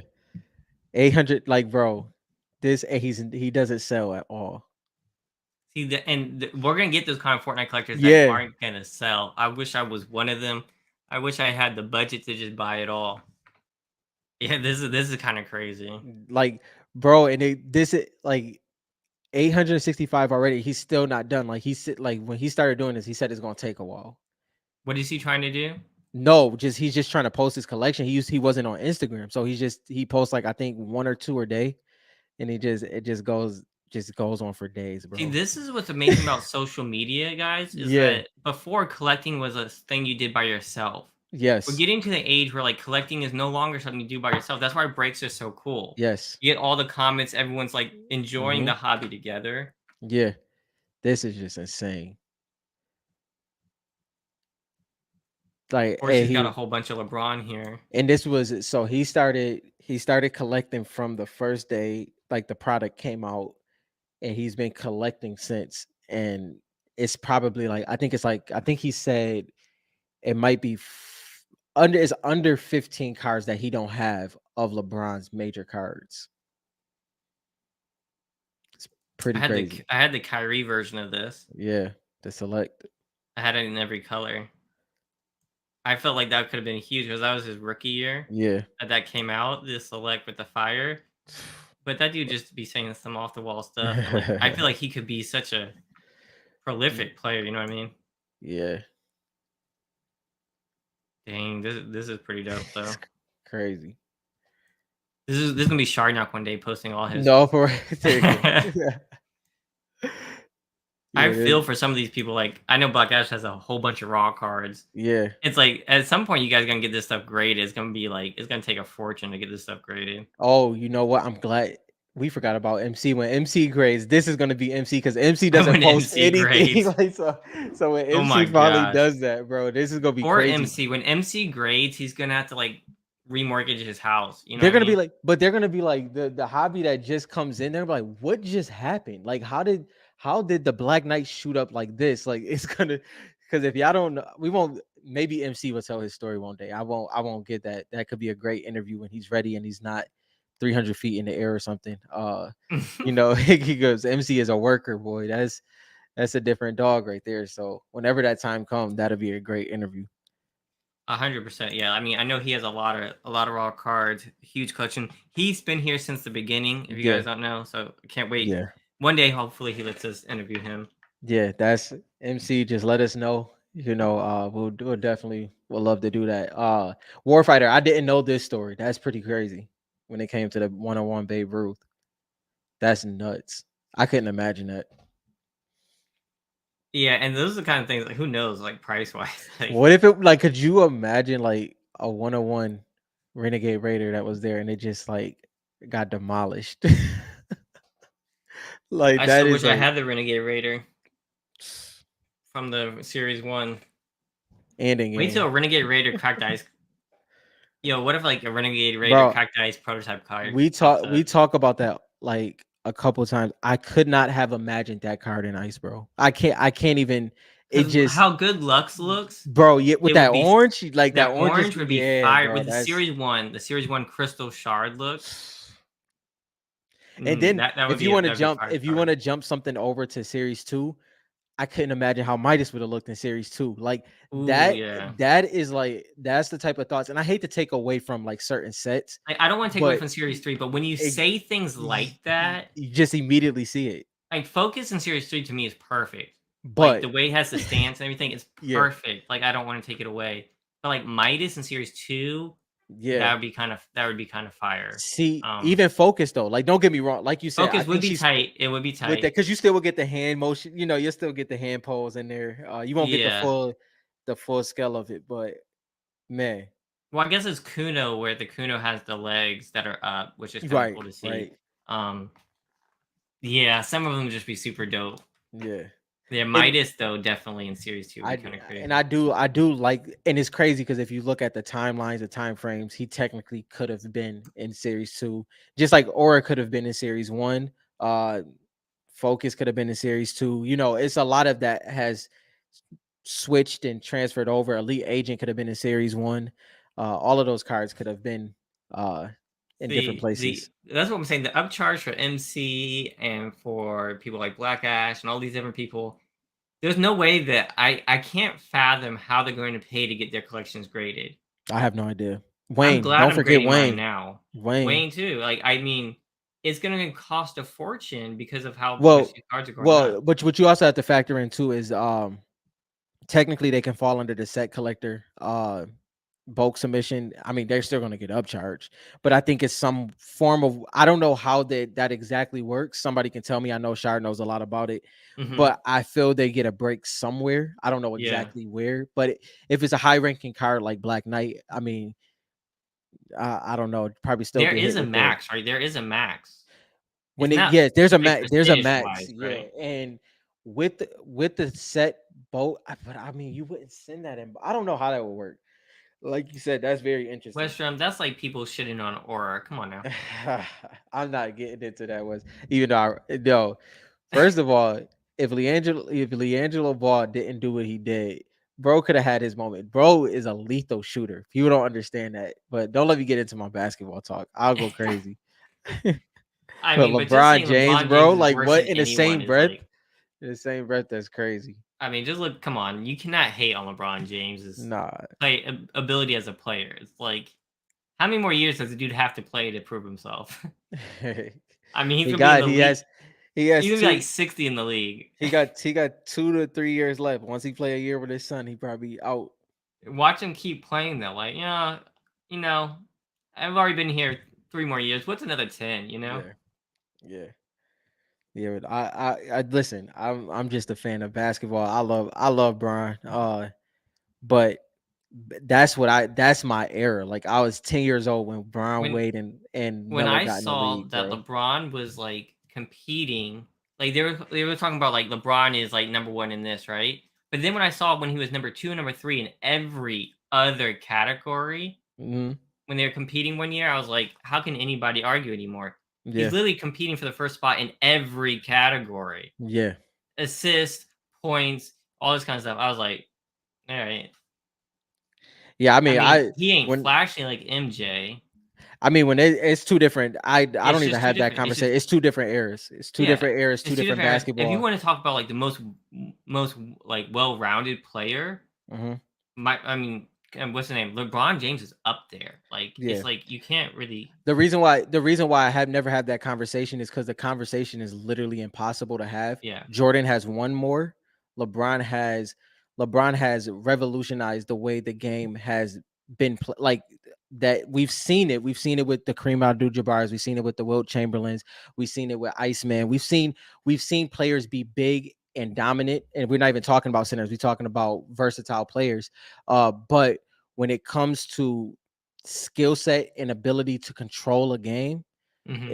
I mean LeBron, but I'm not like when it comes to like GOAT talk, like Jordan won, and you can never tell a Jordan fan different. You can never tell a LeBron fan different. So it's literally a pointless conversation, honestly. But I rock with the conversation. I've Yeah, had it's. I mean, I've had vein level conversations in the barbershop over this, bro. So I saying a love whole the lot of conversation. nothing. But yeah. Hussein came in here. He came here fighting. That's funny. I I mean, don't need to check the record books because I don't care. Like it doesn't. And even if somebody does care, you could take the parts of the record book that you want to it, take to build that. to say there's no Uh, defense and stuff like that. I mean, that's like. I mean, the people. I mean, to say as time goes on, mhm. society gets better, not worse, guys. It's like But the players now they've learned from the past and they've mhm, elevated. So saying that people today can't play back then because they played rougher, they had these rules and stuff like that is pretty nonsense in my opinion. It's mhm, like even look at like if you look at my favorite player of all time, Allen Iverson, he even says the handles that these guys have, like Curry yeah, and Kyrie, he's like they have better handles than me. It's insane. Now that's blasphemous, right? yeah, But he's saying this, right? You know, he's giving them props. yeah. As generations get older, we get better at things at a younger age. Well, It's just and how it then it's happens. like if if you look at like brought up rings, if you talk about rings and you have Bill Russell, soon as you say Bill Russell, guess what happens? But it was different. That's immediately was said. Then you have the Larry Bird and Magic era where Larry Bird and Magic literally had to go head to head with some like the level of competition between Larry Bird and Magic was insane with Kareem Abdul-Jabbar being on the back end of his career and Magic coming up and then Magic having to kind of take over the reins of that and control it. It's so young into his career and then Larry Legend like bro that era of basketball was amazing. But then you look at Wilt Chamberlain, where stuff wasn't even really recorded. It's a lot of conversations that go on when it comes to that 100 points. That was different. But then you got, you got the Bob Cousy era. You have a whole bunch of different conversations that can happen when it comes to statistic and stats. And like Kareem Abdul-Jabbar was absolutely dominant. His sky hook, nobody can control it. Nobody could really remake it. Like people have tried it, Magic did it a little bit, but those era of basketball, those different moments, Hmm. it's everybody has a different feel based off of what they experience and what they seen with their own eyes. When people seen Jordan play, you can't tell them different because they Yeah, experienced it like yeah. it's and I won't take that away from And him. he would Yeah. kill it today, Yeah, of and I course. won't take that away from him. I'm just That's saying it's that, like, different. saying that these players wouldn't kill it back then Yeah. is just kind of ignorant, right? Because, like, yes, they're scoring a bunch, right? Yeah. But that's what this era is, right? But you can't say that as athletes they would not be able to perform back then, Yeah. because that doesn't make any sense, right? Yes, it's different. They wouldn't be scoring as many points, maybe. Doesn't mean they wouldn't be successful. Yeah. You just can't come. You just And can't. You and can't argue it. Warfighter, I don't care what Dennis Rodman says, you can't compare that because the game evolved based off of that era. So the Dennis Rodman is that boy. He was one Of of the course, he's best gonna of say he would yeah. shut I them mean, who down. wouldn't say that? He's a competitor, but I'd say I beat Rob in yeah, basketball. I mean, but yeah, I gotta put my money where my mouth is. You know what I mean? yeah. But And I it's would never. It's kind of listen, like these are all professional basketball listen, players who yep. all consider themselves the best. Yep. And it's so but it's so funny though because Dennis Rodman was one of the greatest defenders. To be honest, is like that era defending was completely different. The game he played was completely different. You bring up KD, but you had like if we just gonna just let's take LeBron James out of it. If you want to talk about KD and the decisions he made is different. KD is a 7 foot sniper. Yeah. Like a snipe, like bro, the game, there was no such thing as this. Like, and then there's conversations of when the 3 point line didn't even exist. But what KD adapted to based off of that era of time, based off seeing that game, is it Dennis Now Rodman saying he would lock up let's KD. That's a real whole quick. different game, We're bro. getting so off the subject, Yeah, but for those people who don't play defense or play basketball, do you understand why defense is different today? Because of shooting ability. So back yeah, then, you could play super yeah, tight, right? But or you can back up and give them room so that you can play defense. You yeah, can't do that today, yeah. right? Because they have the ability to either shoot or Mm-hmm. take it to the hole. That makes defense so much more difficult. Yep. Like playing basketball, if you knew that they're going to get into the range, get into closer to the court, it's so much Yeah. easier to play defense than if they have more options. But real quick, I want to answer Robert Sanders here. Why did I choose SGC instead of PSA? I grade with both. Yeah. This was the fastest turnaround for $24. I could get it back in like a week. Yeah. And I emailed them. They answered me right away. So Hmm. yes, send them in. We'll grade them for you. PSA Yeah. said we'll get back to you in 15 days on whether or not we can do that. Yeah. So I sent it. I sent it to SGC. I My also have dad's an 80. SGC fan as well. So Yeah, yeah. I love SGC, right? So Yeah. this was PC. That's why I sent it. I sent 83 cards recently to PSA. And the reason why I did that was because the price was cheaper. I was willing to wait. Yeah. But the price difference for selling it, if I want to in the future, just made it a no brainer. Even though I like SGC, I can't really argue with the value of PSA Yeah. when it's cheaper to send it, right? Yeah. So For it was a sure. no brainer. So I like both and for different reasons. So for sure, I agree with that. We here now, Dylan. I'm sorry. So when it comes to new sweats are better than old sweats, confirmed Booga's watch. Technically, if you look at it, the trajectory of Booga over the next 3 years will probably go down because of people like Peterbot. Peterbot is the next up and comer. He's 16. And skill set wise, Peterbot is probably better than Booga already, but he has to win. He has to win. He has to get those numbers. He has to prove himself. And whether it's based when it comes to Peterbot, he probably would go down as one of the top winners, or he probably go down as the most skilled. Which one people will value more? That's left to be seen. Back onto another thing. When it comes to where was it at? Warfighter said it. Oh, you're crazy if you don't think players back in the day could shoot. I do. Del Curry could shoot. Reggie Yeah. Miller could shoot. I'm not saying they Larry, I'm not saying yeah, I'm not saying they couldn't. They yeah. didn't. Yeah, no, and they did, but it But not wasn't like at they this do rate. Yeah, today. yeah, Yeah. it wasn't at this rate. Um, Or this the range. They the, weren't the they weren't yeah, pulling up at they weren't pulling up from deep, you know what I yep, mean? yeah, Yeah, I wasn't Bob, trying to say they couldn't, yeah, you know? I Bob, mean, I Larry Bird completely could agree. shoot. The game has evolved and stats can't easily be compared. I agree, and that's where it falls for me. Like, I mean, we can go through the list of all of the stats and come up with different conclusions. We do it all the time with everything else as well. It's a it's about what you prefer more. Now, I will say when it comes to Jordan and LeBron conversation, it is hard to put Jordan over LeBron. Will I put Jordan over LeBron? Probably not. But what did I experience more? I experienced LeBron, but I understand what Jordan is to the game. And I probably would stand at the front. If I had to pick, like legit, they held me there.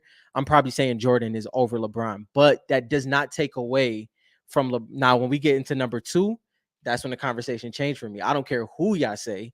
I'm putting Jordan. I mean, I'm putting LeBron at number two. Yeah, and like it's just so hard. I mean, Michael Jordan's fun to watch, right? Michael Yeah. Jordan was like a player. Like, I mean, LeBron James, if you like just dunking, you know what I mean, and some shoes, but like the way that watching Mhm. Michael Jordan play is kind of crazy, right? Yeah. And the by the way, JL, that's dope. I got a couple merch pieces as well recently. That's a good one. That Marshmallow World Cup one is actually kind of dope. The t-shirt is dope as well. Uh Also, when he Warfighter, he said goes to eye test. I've watched numerous 90s games. I was growing up infatuated with basketball. NBA TV, every single one. Once again, the difference is experience versus watching tape. Understand that. But if you're gonna try to compare shooting to now and back then, that's absolutely ridiculous. Like I don't even I hope that's not what you're getting at. But The yeah, game. either way. The only thing I'm trying to say is I'm not trying to take down anyone from back in the No, day. yeah, that's I just think that it's crazy for old heads today to be like, "Oh, they wouldn't survive in my era," right? yeah, That's yeah, nostalgia. that's You want nostalgia. to talk about nostalgia? That's That's nostalgia. It's nostalgia. blurry for them. Hmm. Okay. Because Um. Dylan, I don't want to cut you off on No, this. you're good. What people don't understand when they talk about LeBron couldn't play in Jordan's era, y'all understand LeBron had to get to the NBA based off of his 18 years of playing. He got to the league when he was 17, going on to 18, based off of his 12 years of playing basketball. LeBron got to the league playing in Jordan's era of sports. Like that was his era he grew up in. Like that's the parts he was playing with. Like LeBron, what he's playing a part of the game. The reason why James Harden game changed the way he did, he paid attention to the rule books, the rules Mhm. that was put in the game. That's why when he does that pump fake and he throws the ball in the air, that's the rules. They're playing the game. Now, do we like that? No, I'd rather not that be the case, but that's what the case is. And it didn't start just there. Reggie Miller had all the antics in the world. Dennis Rodman had antics. They played by what the game gave them. And that's all that's happening now. Whether it's beautiful or not, that's different. Now, I would say, like, if you talk about LeBron James skill wise, right? Like, I've watched interviews of players and stuff talk Yeah. about people competing against him. It's like Yeah. crazy. They're like, "Yo, yeah, I was guarding LeBron." He says, "Hey, your man's about to go do this, this, and this. That's your play, right?" Yeah. And they did it.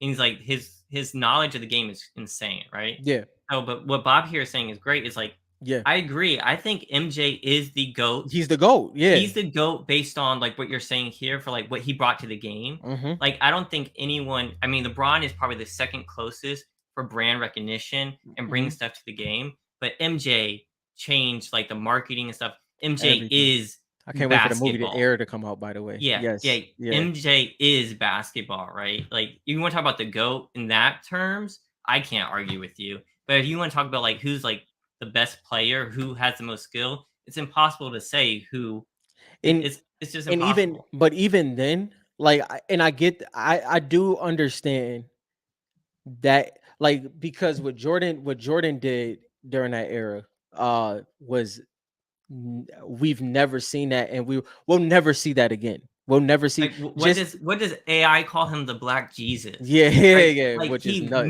But MJ made a huge impact on people, right? yeah, yeah. It's hard And to take he's it's hard to take that away, and he and still makes an impact. I mean, LeBron, and it's not LeBron conversation to have, but LeBron would probably say MJ is the GOAT. That's his I mean, he's competitive, so that's what he's striving He for. said that, like, he said at one point in one interview, he says, "I think that made me the GOAT." Yeah, LeBron said that yeah, like, before.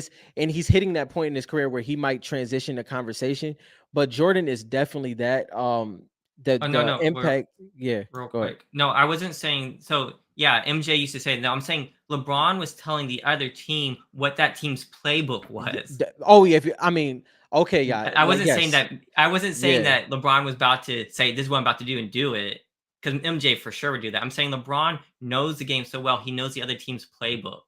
Yeah, That's and what's crazy. also, but no. So and what Dylan is saying is, if we're gonna go off of a basketball mind, y'all, like, okay, y'all got Jordan as the GOAT, but if we're IQ, going, basketball if IQ. yeah, if we're going off of a basketball mind, a basketball savant, like the knowing the game, because then people saying like MJ used to tell players what to do and he was gonna do it and did it.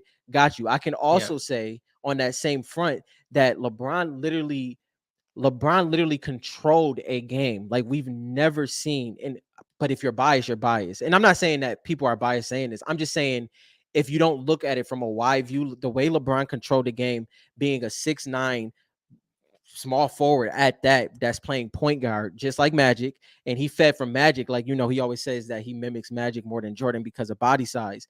But seeing that control, we've seen it in Magic, and I think LeBron just took it to a whole nother level when it came to skill set. And he's even adapted. Jordan adapted as Jordan got older. He had developed a proper post game, and he dominated that way for literally the next 5-6 years.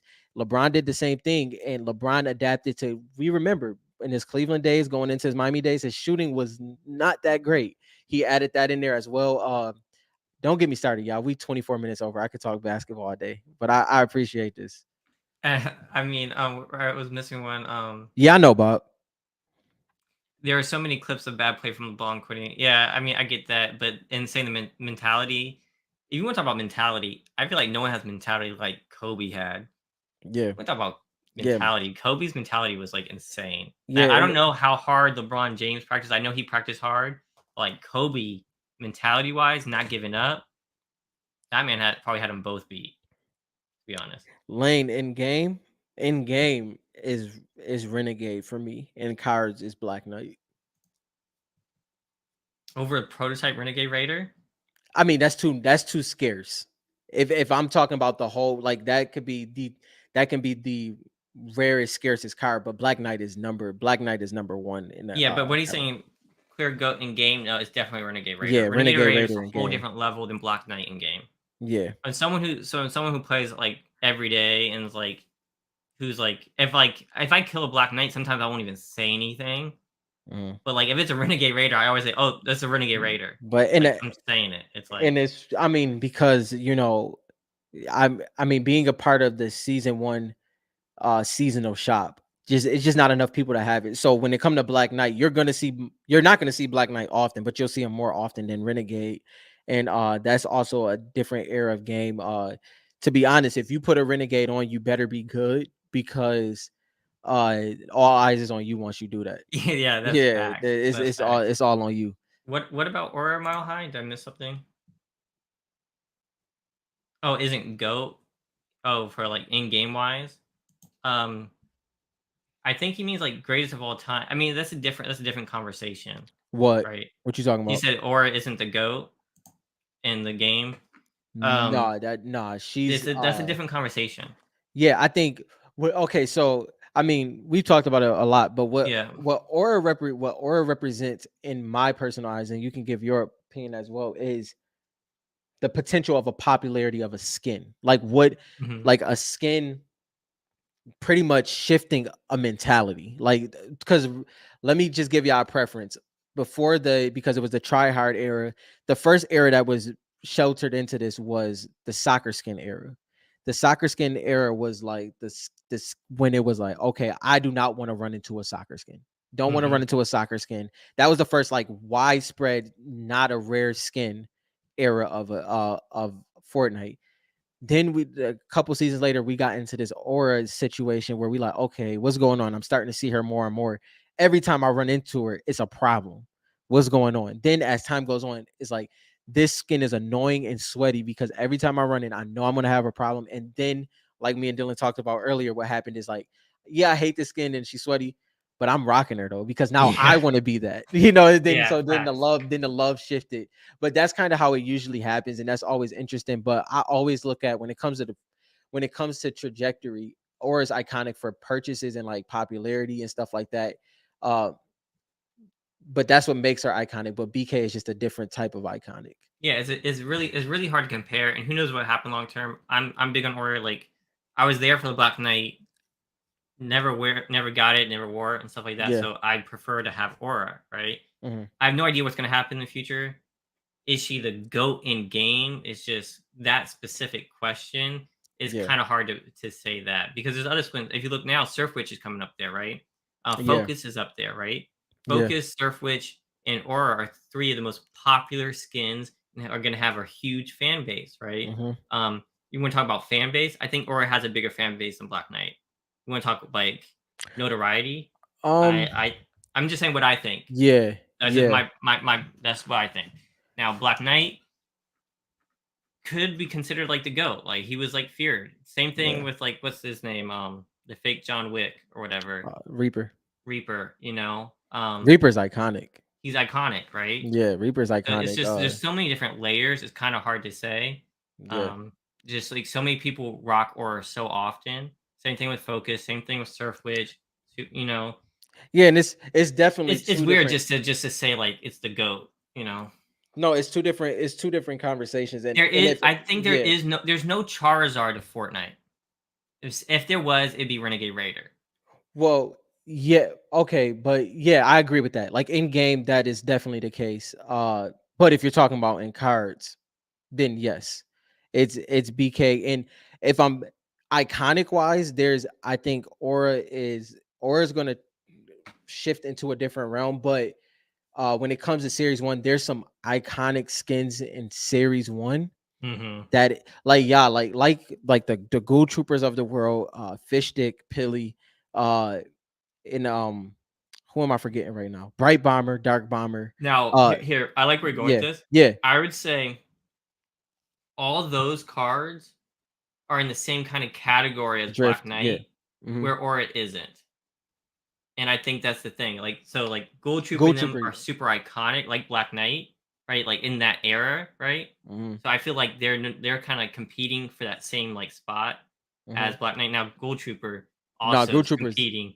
is Yeah. competing with Aura in like popularity too. No, that's So yeah. Ghoul she goes Trooper's up both there. ways, right? Hmm. So if you look at it that way, Gold Trooper may have more potential than That's both. but yeah, that's where Yeah. I felt like anytime yeah, Lane, that's what I forgot. Drift can't forget about Omega. Series 1 is deep. Like this See is that, and Black Knight. So they're all but Black competing there against Black Knight no, for like no, that nobody terms of like no notoriety from those seasons. no, I see I think this kind of goes to the moment. So this kind of actually we just had a see this rounded out. Look at that. That's beautiful. So this goes to the basketball conversation we just had, right? Hmm. That's that's the way I feel about Black Knight. No matter what happens, it was a moment, and this is Renegade Hmm. as well. It's just that Renegade didn't end up in the actual set, Yeah, right? Because facts. if Renegade ended up in the set, it will always be in the same breath Renegade and Black Knight, I who's think number it'd be Renegade then Black Knight, yeah, and but that's the and yeah. that could have possibly happened, and I more than likely that probably would have But happened. the fact that we got either or Yeah, is yeah, perfect. Like yeah, we didn't have Renegade Rate. Thank God we had Black Knight. yeah, Thank yeah. God we had Black Knight in there. Because that's for sure. Like because the thing is, when it comes to Black Knight, it's like the Jordan conversation. Hmm. The moment he was a part of, the people that experienced that moment, it's undeniable when it represents itself in a tangible thing like a card. Like Dang. it Wait, did. wait. This is kind of crazy because so Renegade's kind of like MJ because most people don't even get to see MJ play. There you But go. everyone gets a chance to see Black Yeah, Knight now right then, right? yeah. But it's really rare that you get to see Renegade play. True, very true. Like that's probably a better way to put it That's because kind of like crazy. because we know what Renegade was. People know what Renegade was. And like you you can go research the effect and all of that. Hmm. But if you weren't there to feel like you missed out, like that window, like I'll say like the first 4 seasons, 5 seasons was that window to be like, dang, because it was the first year and a Yeah. half. Like it'd be like, dang, if I would have just started playing This analogy is 6 getting me months, right now. 7 months, 8 months earlier, then I would have had that Renegade opportunity. Raiders MJ, Black Knight is LeBron, and let's say the Aura group can be Kobe. I'll take it. I like it Or would be because Steph. I mean I was thinking that too, but I was thinking it's like the next sweat, right?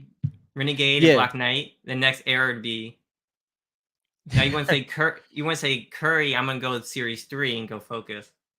Mm-mm. Focus is still like a see.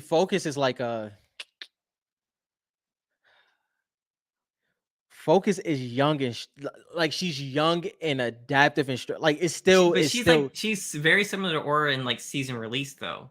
very very similar, but it's still not aura. Like it's Yeah, still it's still it's not the it's Aura. yeah. So it's like it's It's still a also the different next set. and Ja Morant, okay, Iverson. Luca. That's a good one. Who is Iverson? I think mm, Aura can be Kobe. I think I don't. Who would be Kobe? Oh, I guess you got Gold Trooper. Iverson's a tough one because you kind of had to shift the game. You had to shift the game. Actually, you know what? Let's talk about this because Iverson brought a lot to the game that wasn't in rings, right? All That could right, be that could be a good tie-in. I'm cool with an Aura being Iverson, to be honest. Yeah. Like it changed. Like Iverson changed the game for people. Focus is Ric Flair, yeah. No, I Gold Trooper see. could be Kobe. So if Once we start making Peely Kobe, I can't do it. I don't know. That I can do no, actually it's different, but I it's get where different. Like it's I'm different, losing the analogy now. Can but see, because we make Peely Allen Iverson? Because technically, you talk about technically, marketing in like technically, yeah, like when it comes to like dang, Philly's a hard one. He could fall in a couple different buckets. still too early for Kobe jokes, Wesham. Still too early. Uh then let's see. Okay, so Bob says BK is more like MJ. Uh I can that's where my thought went first. But if you think about it, Bob, Renegade and MJ Renegade came first. Renegade actually makes more sense because of how untouchable she is. She's Hmm. legit, she's legit untouchable, and she's never coming back. So the lore of it being kind of cemented is And you unique. can't prove it wrong. You can't prove it. It's nothing you can do Just like to MJ, you can never prove that he's not the yeah. GOAT anymore. Like you can have a conversation about it, but you can't like alter that, that Dang, moment. the Black Knight Renegade is definitely the MJ LeBron Yeah. conversation. It's like That's crazy. See, and I think like it kind of has to stay at top echelon because after that, it's kind of hard to compare, compare ones. West got 30-second ban for talking about Kobe like that. Like that. But yeah, that's an interesting one Yeah, that is interesting. Hmm. because he was see that is But see, this is kind of what I want. This is what I want to talk about a little bit, right? Because I have no Philly is idea. Shaq Well, here's the thing: if you look at these players' cards, right, Shaq rookie cards don't go for that much because of compared. it's yeah. Do I you know mean, what I but I mean? think that's also the era of cards as But well, same thing though. with like Allen Iverson, though. Hmm. Like his rookie cards, like there are some low pop ones, and they just weren't expensive like some of these other ones. Even like today's cards. See, but what you're forgetting about Allen Iverson. Like I think the widespread of Allen Iverson cards, but Yeah. his rookie cards go crazy. Like because No, they him do and now. him and Kobe, yeah, him and Kobe has the Not compared best. to MJ and LeBron. No, I'm talking about you see the unique thing about Kobe and Iverson because of the era their cards was in. They have the most unique um era of cards. Like they're a part of that true PMGs. They're a part of the oh what's the other sets? Yeah, no, those pure The 90 atomic sets. Yeah, the refractors. time like the pure 90 sets they're a I part was of. buying I was buying those, and, like, those prices compared to, like, LeBron and MJ are What so the far apart. Yeah, oh yeah, of course. Yeah, but But so that's that's what I'm saying, that's what I'm trying to talk about, like, for Fortnite cards, mhm, that's what's crazy, like, I'm trying to figure out what's, like, an epic skin, right? mhm. Right? But it just doesn't demand the prices of those main ones. Yeah, Right now, everything's, like, bucketed so close together, right?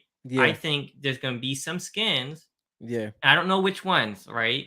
yeah. And I'm trying to figure that out. Like, what's the like Allen Iverson, great player, so many fans, but his cards never popped off like the LeBrons and stuff like that. Is and it I mean, but you gotta remember that when you get into that era, like when you go in like 20 years down the line, it has to be surety of like when it that's when like the Hall of Fame, that's when the rings, that's when the moments all coming. He shifted a culture. So he's what I consider a major besides his top cards. After the top cards, he's like a PC collector card. Yeah, for Like sure. and like But even pretty his much what top you're cards, saying. Yeah, his is top cards, like the oh fact, West like, Drum, yes.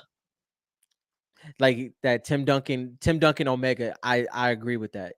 Tim Duncan is definitely Omega. but you get what I'm saying. It's like there's some popular skins and stuff Mhm. that may never pop off to the numbers that we're thinking they will.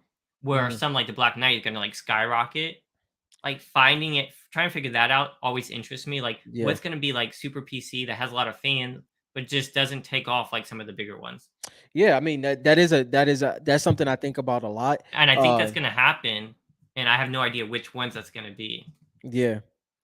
Yeah, and it's West Drum, I completely agree with this 100%. I say this about Omega's a major PC card for me, so I don't usually, go too much into that. But yeah, Tim Duncan is a great comparison because that era, like Omega shifted that era as well because first of all, it was an extremely hard grind, but also he was the first tier 100 skin that had level ups that was that battle pass. The level ups, the grind to those tiers, all of that, it makes Omega absolutely amazing. I have extreme nostalgia for that skin. If I had to pick three, it would be Lux, Omega, Drift that brings me the most nostalgia.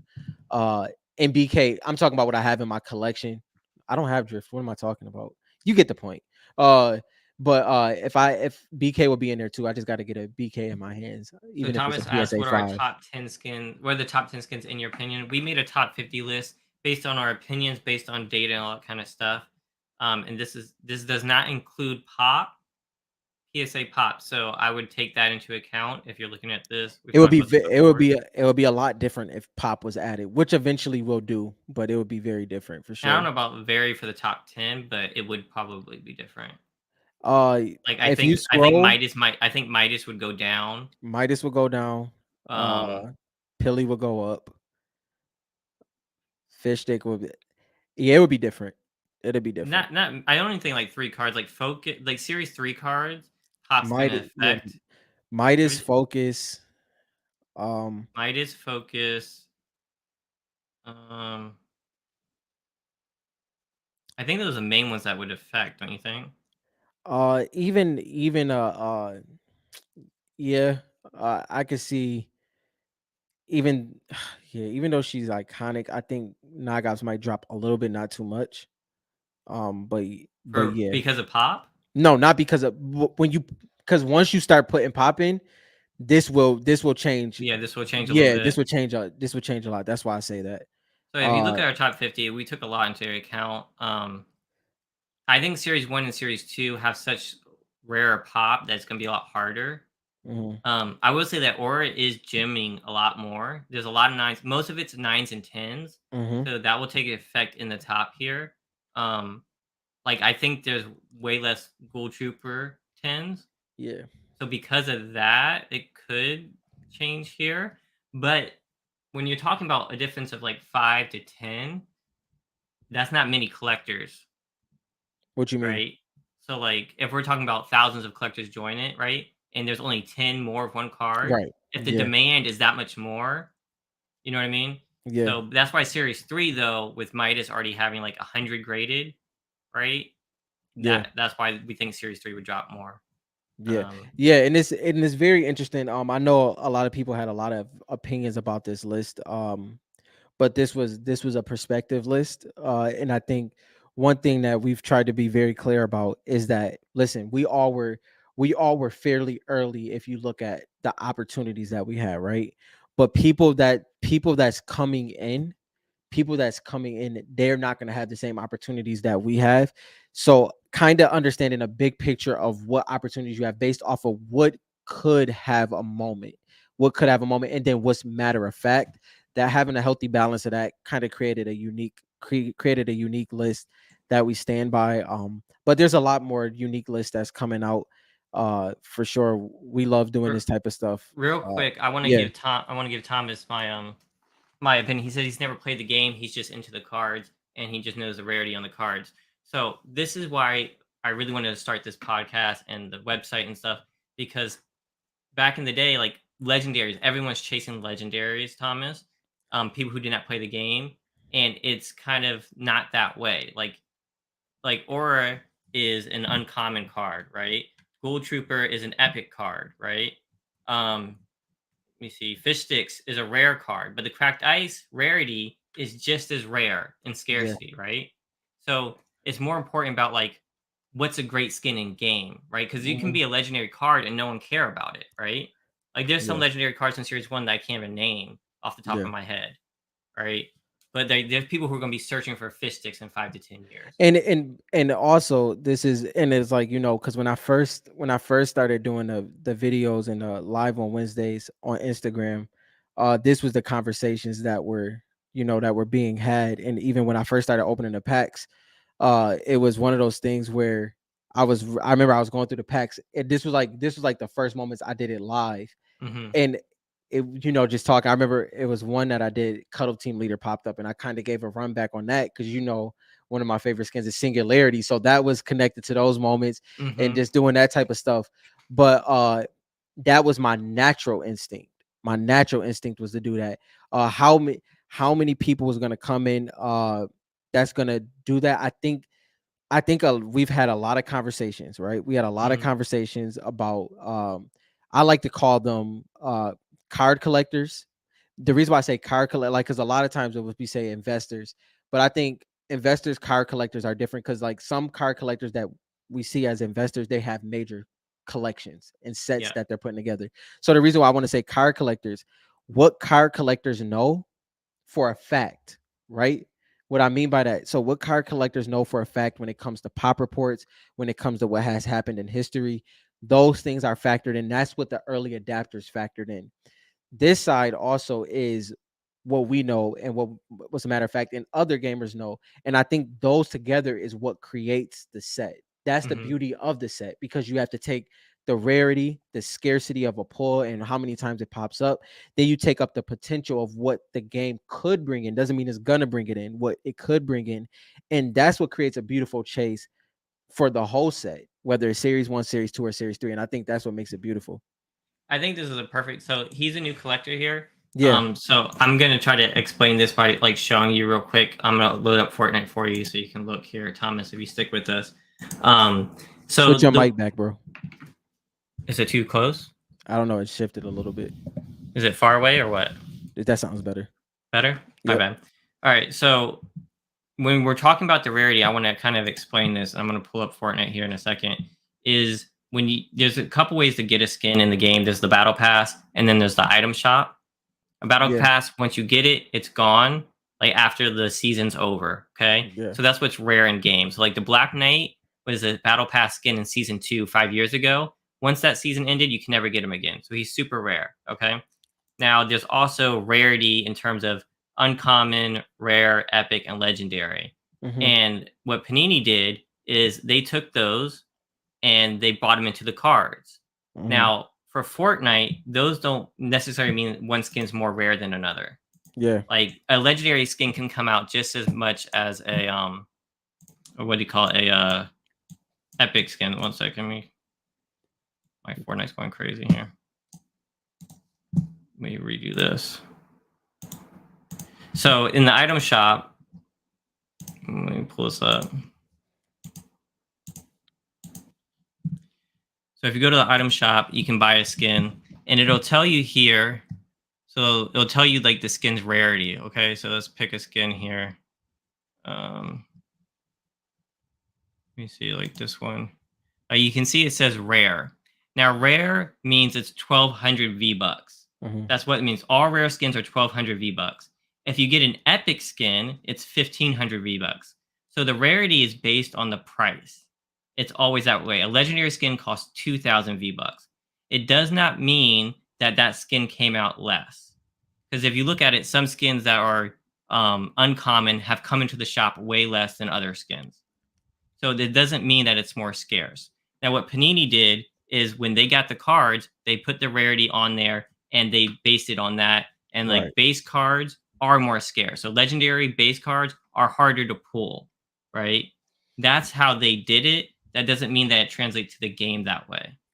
Okay. Does that make sense? So just because it's a legendary skin in the cards doesn't mean it's super popular in the game. Yeah. And it's Hopefully that was clear. and Thomas, Thomas, it's a it's a back and forth thing a lot of times when it comes to this because you do have the like we said, you have the pull rates, you have what's understood to be scarce and rare, and that has to be put into play because that's why. So, for instance, if you don't know, 8 Ball sold for like 2,400 a couple months back. The reason being is because it was a hard pull. Now, also 8 Ball is popular. He has a fan base, so that adds to it. So it's a back and forth, in my opinion. This is just my opinion. I think it's a beautiful back and forth that happens with Fortnite cards that doesn't happen too many other places. Where it comes to there's a lot of ways to look at the Fortnite cards from a game perspective, and then it rounds out with the rarity scarcity of the card, and then vice versa. So if you're a card collector, you will look at the rarity scarcity, the pull rates, and the ratios of a set, and then you may look at the card, maybe look at the game, and both work, and each collector leans to one side heavier. And then Yeah, and feel free to come to FortniteCards.com. We have a forum there. We have a whole bunch of videos on our YouTube channel. Come in the live, ask us any questions. We repeat stuff all the time. No question is a dumb question. We want to help everyone learn more about the game. I know it's confusing and it's very different mhm, coming into this hobby than any other hobby because you have the rarity right there where it says legendary, and it kind of throws people off right away. But mhm, like for the most part, as much as we know, any cracked ice card in that set has the same pull rate as any other cracked ice cards. So if there's 50 Black Knight cracked ice, there's going to be 50 of all the other ones, as far as we know. mhm, Now, based on actual pull rates, it could be that some maybe like he was talking about 8 Ball. It could be possible that there's a shorter print run of 8 Ball somehow, some way. mhm. But for the most part, legendary, epic, they all have the same cracked ice pull rates. Yeah, Base cards is a different. If you look on the pack, it'll tell you the pull rate. So like yeah. legendary is 1 out of every 12 packs for series 1. Yeah, and so this is what Thomas. I want to be very clear on this because Hmm. specifically for me, this is not I'll try to be as clear as possible. And so, what's popular in game is an advantage. Yeah, It's an this is our advantage. that's my Yeah, approach to yeah. This this, is yes. not the only approach. So yeah, this is an advantage. The what knowing under even also once again, if you're new coming in and you understand the if you go into the pop reports, which is grading if you don't know that already, but if you go into what people are pulling, what people are searching for their sets, because when it comes to set collectors, they're looking for certain things and sometimes things don't show up. So you have to factor that into the card market. And if you're depending on what side you're at, like you said, you don't play the game. So you see the potential of the IP of the Fortnite cards. So a lot of times you'll look at things like the pop reports, you'll look at the sets, you'll look at what's rare, what's scarce, what people are looking to have in their collection, and that may be the things you collect for opportunities to go into a bigger card or just to hold for long-term value. Now if you want to gain an advantage, if you want to gain a perspective, if you learn things about the game, whether it's storyline, popularity of skin and things like that, you can kind of be ahead of the curve. I won't say any skins, I'll say there's skins and cards out there that you could get ahead of the curve. That doesn't mean that the gamers are going to adapt to that. But one thing people aren't talking about is the card market looks for advantages in general, Hmm. right?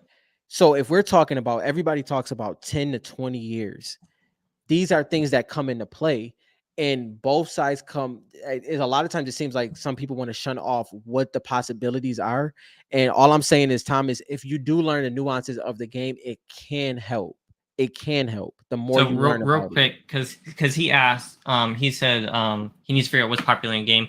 Also, like because Bob has made some good points about like what's like rare in game. So Yeah. like the earlier chapters, so like this skin right here could only be you could only get this if you had the battle pass Mm-hmm. during that season, season two. So like Yeah. if I click off and click back, it tells you right here, introduced in season two. It you can't get it anymore, right? So Yeah. you see less of them. This is the same season the Black Knight came in, Yeah. but Black Knight was level 80, I think. He was the if you buy the battle pass, you get him. Yeah. Less rare, but still super old and super rare now. Mm-hmm. Um, so these things you don't see very often, so they may not be super popular in game, but they're well known to the gamers. Yeah. And So keep that in mind. There's different ways to talk about popularity, like what's well known. What I like to go after, this is just my personal, not investment advice. What I like to chase after is is the name of the skin known to an average gamer? So if someone's like, oh, Black Knight, I know that one, or know it, Focus, know it, but they're like, what's this name? Like people won't know it. Oh, you're wearing that skin, right? They won't know the name off the bat. They know Peely, right? They know the name, right? mm-hmm. But for some skins, they won't know the name. Like no one's gonna know the name of like Grizz, right? Like if you ask anybody, they won't know it. And like some of these, like I don't even remember some of these names. Yeah. And I've been looking at the cards 24/7. That's a good way for me to gauge it. Yeah, and it's also like the thing is, this is the way to look at it, right? So unfortunately, we can't use this future comparison. This is one thing I had in the back of my mind that if they would have still did a series 4, this is something I would have factored in. So before a set comes out and a set gets announced, right? Now that we're 3 series and let's say hypothetically series 4 would have came out. When a set gets announced, people are going to start doing their research. What are they going to look at if you can't open packs yet? You're just waiting for the set to come out. It's just announced. The research and the information you're going to gain, it can't be from a checklist that hasn't been distributed yet. You have to get information from somewhere. That information, more than likely, I don't know where else you would get it, is going to come from what happens in game, what's popular in game, the storyline, depending on which angle you take, because you can take any angle. For instance, if people come in whether they're card collectors or the gamers, some people may look at storyline. Some people are going to look at the popularity. Other people are going to look at the what's rare in the set. So what we're saying, Thomas, is there's a lot of options you can take and kind of find your niche within the market because some things are priced out. So you're going to have to find your angle somewhere, and that's kind of the opportunities that you do have. So he asking here, he was asking, are they hard to grade? They can be, depends on the set. There's Yeah, 4 sets. So I don't know like how new you are to this, but if you go to fortnitecards.com, we have all mhm, the sets here and we have pictures too to go with them. yeah, Um, So, and there's also different countries too. So we're giving you Yeah, like a brief overview here. USA's are normally worth the most, but in Series 1, there's USA, Italy, and Brazil yeah, prints. So you want to go for the USA ones if you want the most rarest and the most expensive ones, as far as we know. yeah, So there's all sets here. Series 1 and Series 2 were printed the least, as yeah, far as we know. Um, Reloaded was taken is Italy only, and there's a lot of cards here. It was printed very differently. There was no main pool. There was no yeah, hollows for everything. There was like a set of hollows, which were the specific cards that came holographic, but you could yeah, not get hollowed skins. yeah, Now this is the hardest set to grade yeah, by far. So if you click here, I can show you only 17 tens out of 127 cards, right? And so like the Black Knight from Reloaded, um, 0 tens out of 18. This one is not getting graded a lot like the other ones. Like you can see only 128 cards.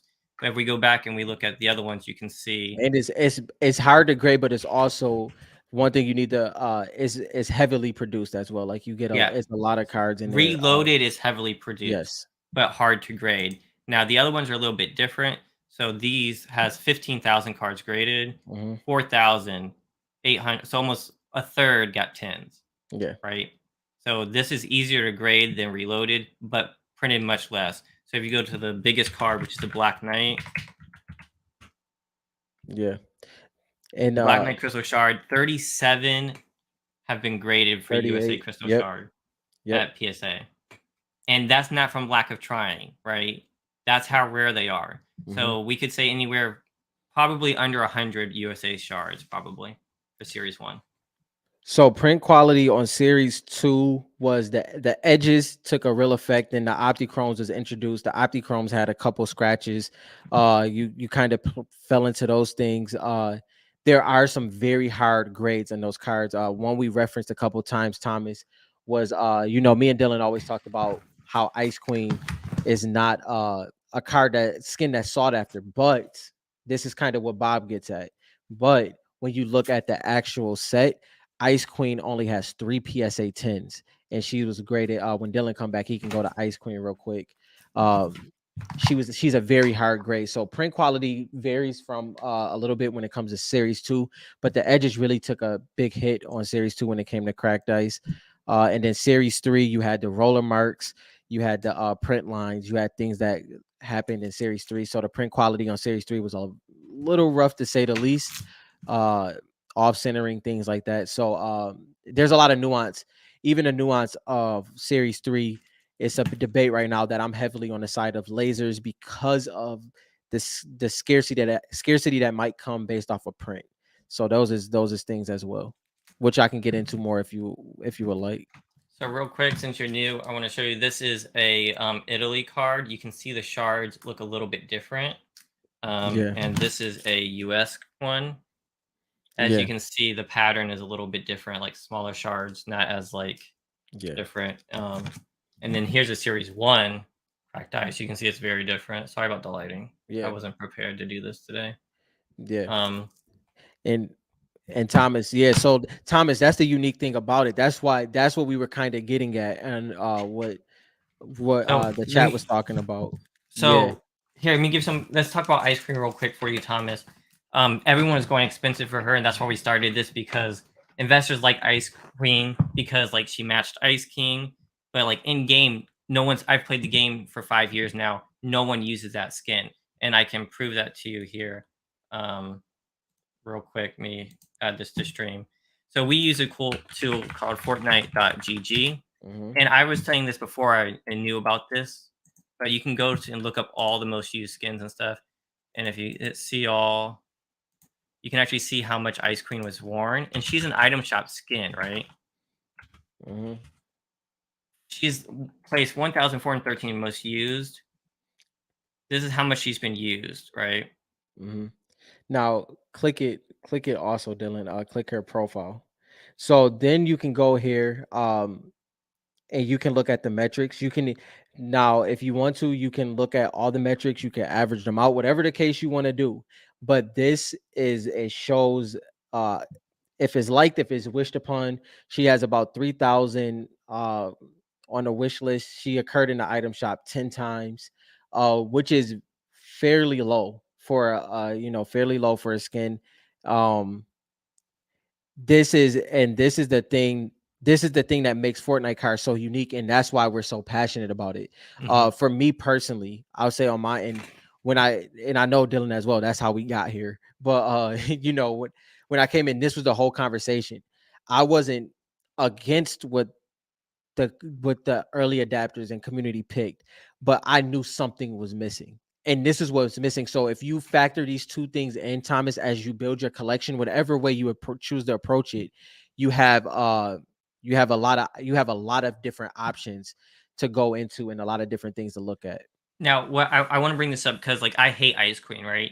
Yeah, And like when this was selling for, when I was pulling these, I pulled a few of them. I sold them for 400 a piece. I was yeah, selling them because I was like, I didn't even know this was a skin. And as much as I've played god amount of hours. Like yeah, it doesn't count it by hours anymore. It yeah, says I've played for I can't remember days. It's like 80 days yeah. total, something like Hmm. that.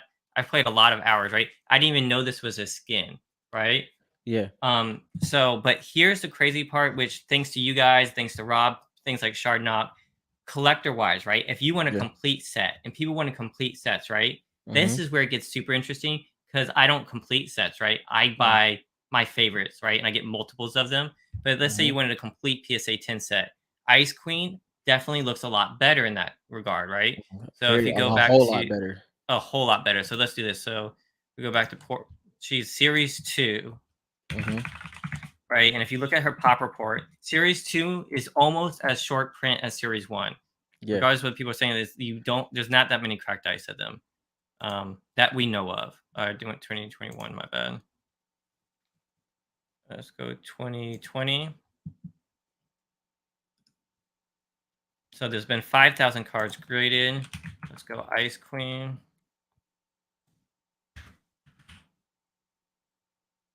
Ice Queen Cracked Ice has 3 10s out of 37. That gem That's rate is crazy insane. small. So if there are Insane. going to be set collectors, she could demand a crazy price. Yeah. But not because she's popular in game, but because somebody wants the master set, and a fan of the Fortnite game may want the master set of everything, Yeah. right?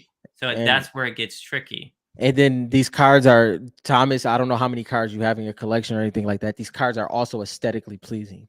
So some cards just win on aesthetic alone. Like especially when it comes to series 1, but series 2 and series 3 as well. Uh it didn't Warfighter said something interesting here as well. He was Yeah, like, Ice, so Warfighter, we're not trying to fry your brain tonight. We promise. We can, if you keep coming, we'll gradually you mean push you into Thomas. this. Thomas, my bad. What did I say? Warfighter? But anyway, Thomas, we're not trying to fry your brain here. I promise. So here's the thing. So what Warfighter is getting at is Fortnite has a storyline that has found his way, not found his way, has created comics now. There's been a couple runs of comics, and we've learned a lot of information. This is where heavy speculation comes in because we all, pretty much everybody that's still talking here, kind of follows the storyline and has their understanding. This is probably the easiest way for you to understand. Popular skins and stuff like that kind of gets hard, but there's a lot of YouTube videos on following the storyline. And what Warfighter is getting at is that Ice King just had his moment in the comic books. We learned more about Ice King's moment. There's more than likely Ice Queen is connected to Ice King in some shape or form. It just is usually a male female thing that happens, and now the storyline is being put together. So I won't go too deep in there. We can do that another time if you come, Thomas, because I know that might your brain is probably spinning right now. But the storyline has a lot of potential, a lot of speculation. It's a fun angle to take. I'm very sure about what I collect. I love the opportunity of the storyline telling me what to collect because I love the storyline so much. So that's Now, kind of and what's different. if you're interested in more than just cards, I know this. Like he said, he Oh, doesn't don't want to do fry. it. Oh God, I I guess know he he, did that. Oh he doesn't want to man. fry your brain, but like if you want to look into other things, there are Fortnite comics. So you can go to fortnitecards.com and see all the comics. Um, and like the 0 point was really well written. Yeah, This was like this was the first full story right here, and it got really high marks. yeah, So you can learn more about the game and the characters by reading this one comic. Um, So if you want to look into that, you can look at that too. This is So all speculation, not investment yeah, advice. no, none of Um, it's investment advice. there's many ways to approach to this. So I want to be clear that whenever I say anything, it's always the way I'm approaching it. Not Mhm. saying it's the best way. It's just, now the Ice King is different. Like I hate the Ice King too, but the Ice King actually Oh got no, revitalized. nah, yeah, The Ice King got revitalized in the Zero War comics, and he had a place in the comics, and he did actually play a part in the game, unlike the Ice Queen, who didn't really play a part. So the yeah, Ice King is a little bit different. He's one that I don't collect that probably is a decent speculation, to be yeah, fair. So yeah. that was a lot. Rewatch it, So like, subscribe, yeah. share. So Thomas said, so when you buy graded cards, are you sending these in yourself or buying the slabs off a site like eBay? So Both. both options. So at a I won't even go back in time. Right now, at this point, people, Thomas, you can send your cards in to PSA, SGC, BGS, even CGC grades cards. Now, I won't give you I'm trying not to give you too He much he says information he in one says he's video. familiar with grading. Okay, so the question is, so when you're buying graded cards, like, yeah, we're both buy Like, so graded, so I think he's buy raw, asking, like, is it worth it to buy raw cards raw. and send them in be graded? That's what he's getting at. And Okay. I think it is. I buy most of mine raw, but I have bought Mhm. them graded too. Um, I just sit in a 83 card that just finished.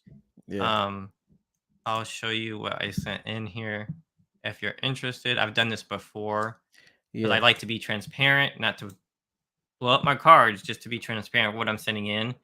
Um, so this is what I sent in recently, and I'm going to be looking at these grades live. So this is the quantity that I sent to be graded. So like I sent in 20 Kunos, 11 focuses. Most of these are series 3. There's some series 2 here, but mostly because I was able to buy series 3 super cheap. yeah, Links, so like I get them graded and I buy them from eBay if I yeah, can get a good deal, which there's a lot of good deals right now. yeah.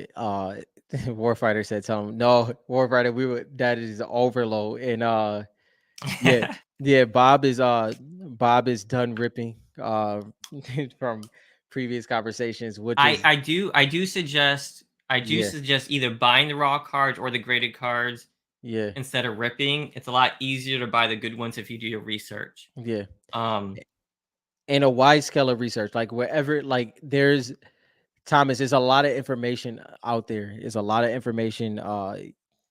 This is a very unique part of the hobby. It has I got I yeah, I will say real quick, they're tough grades on like whited corners and like surface marks, but they're a lot lenient on like centering and stuff like that. yeah, So in that regard, they're easier to grade as yeah, long as you make sure there's like no whitening on the corners and no mhm, scratches. If yeah, you can do that, you're pretty golden. I actually did a PSA return. If you go on our YouTube mhm, and look back at some of there's a video on there of my return. You can mhm, see the grades I got, and those were all stuff I bought on eBay. yeah. So you can see what I pulled there. Yeah, and it's like Bob said, nines are most common. That's kind of a comfortable grade at this Hmm. point. The first level of grading has some, some that was a little different, but nine is very common, and tens, yes, are very special. It's probably it's three to depending on the card, it's 3 to 5x when it comes to USA print. When it comes to PSA 9 to PSA 10, that might be for Italy as well. Now that I think of it, but yeah, it's very interesting when it comes to the PSA 9, PSA 10, SGC 9.5s, 10s, and things like that. BGS 9.5s. Uh it's very unique right now. This is just to give you a little history, Thomas. It was probably 2 years ago now that most cards weren't graded. It was a very small portion because of the pandemic and things like that. But now it's kind of circulating, and it's more common to see graded cards than raw. So just make sure you're looking at those pictures. Yeah, Make sure you there understand. was a time when you can't find even now. Like if you go on eBay, Thomas, there's times you cannot find a specific card, Yeah. graded or raw, in cracked Have a ice. good one, Bob. You know what I mean? Yeah. So, it's right now there's so much on the market. Yeah. Wasn't always like that, and even now you can't find cards. Back then, there were so many cards you could not find. Yeah. right? So sometimes it's like when they're on, but once they're gone, they could be gone for a while. Yeah, it's pretty crazy. Appreciate you, Daniel. Appreciate it, Daniel. That Good is a job. that's a fact, Dylan. And it's like Warfighter said, I've always said this. There's a lot of options. I think it's a great balance.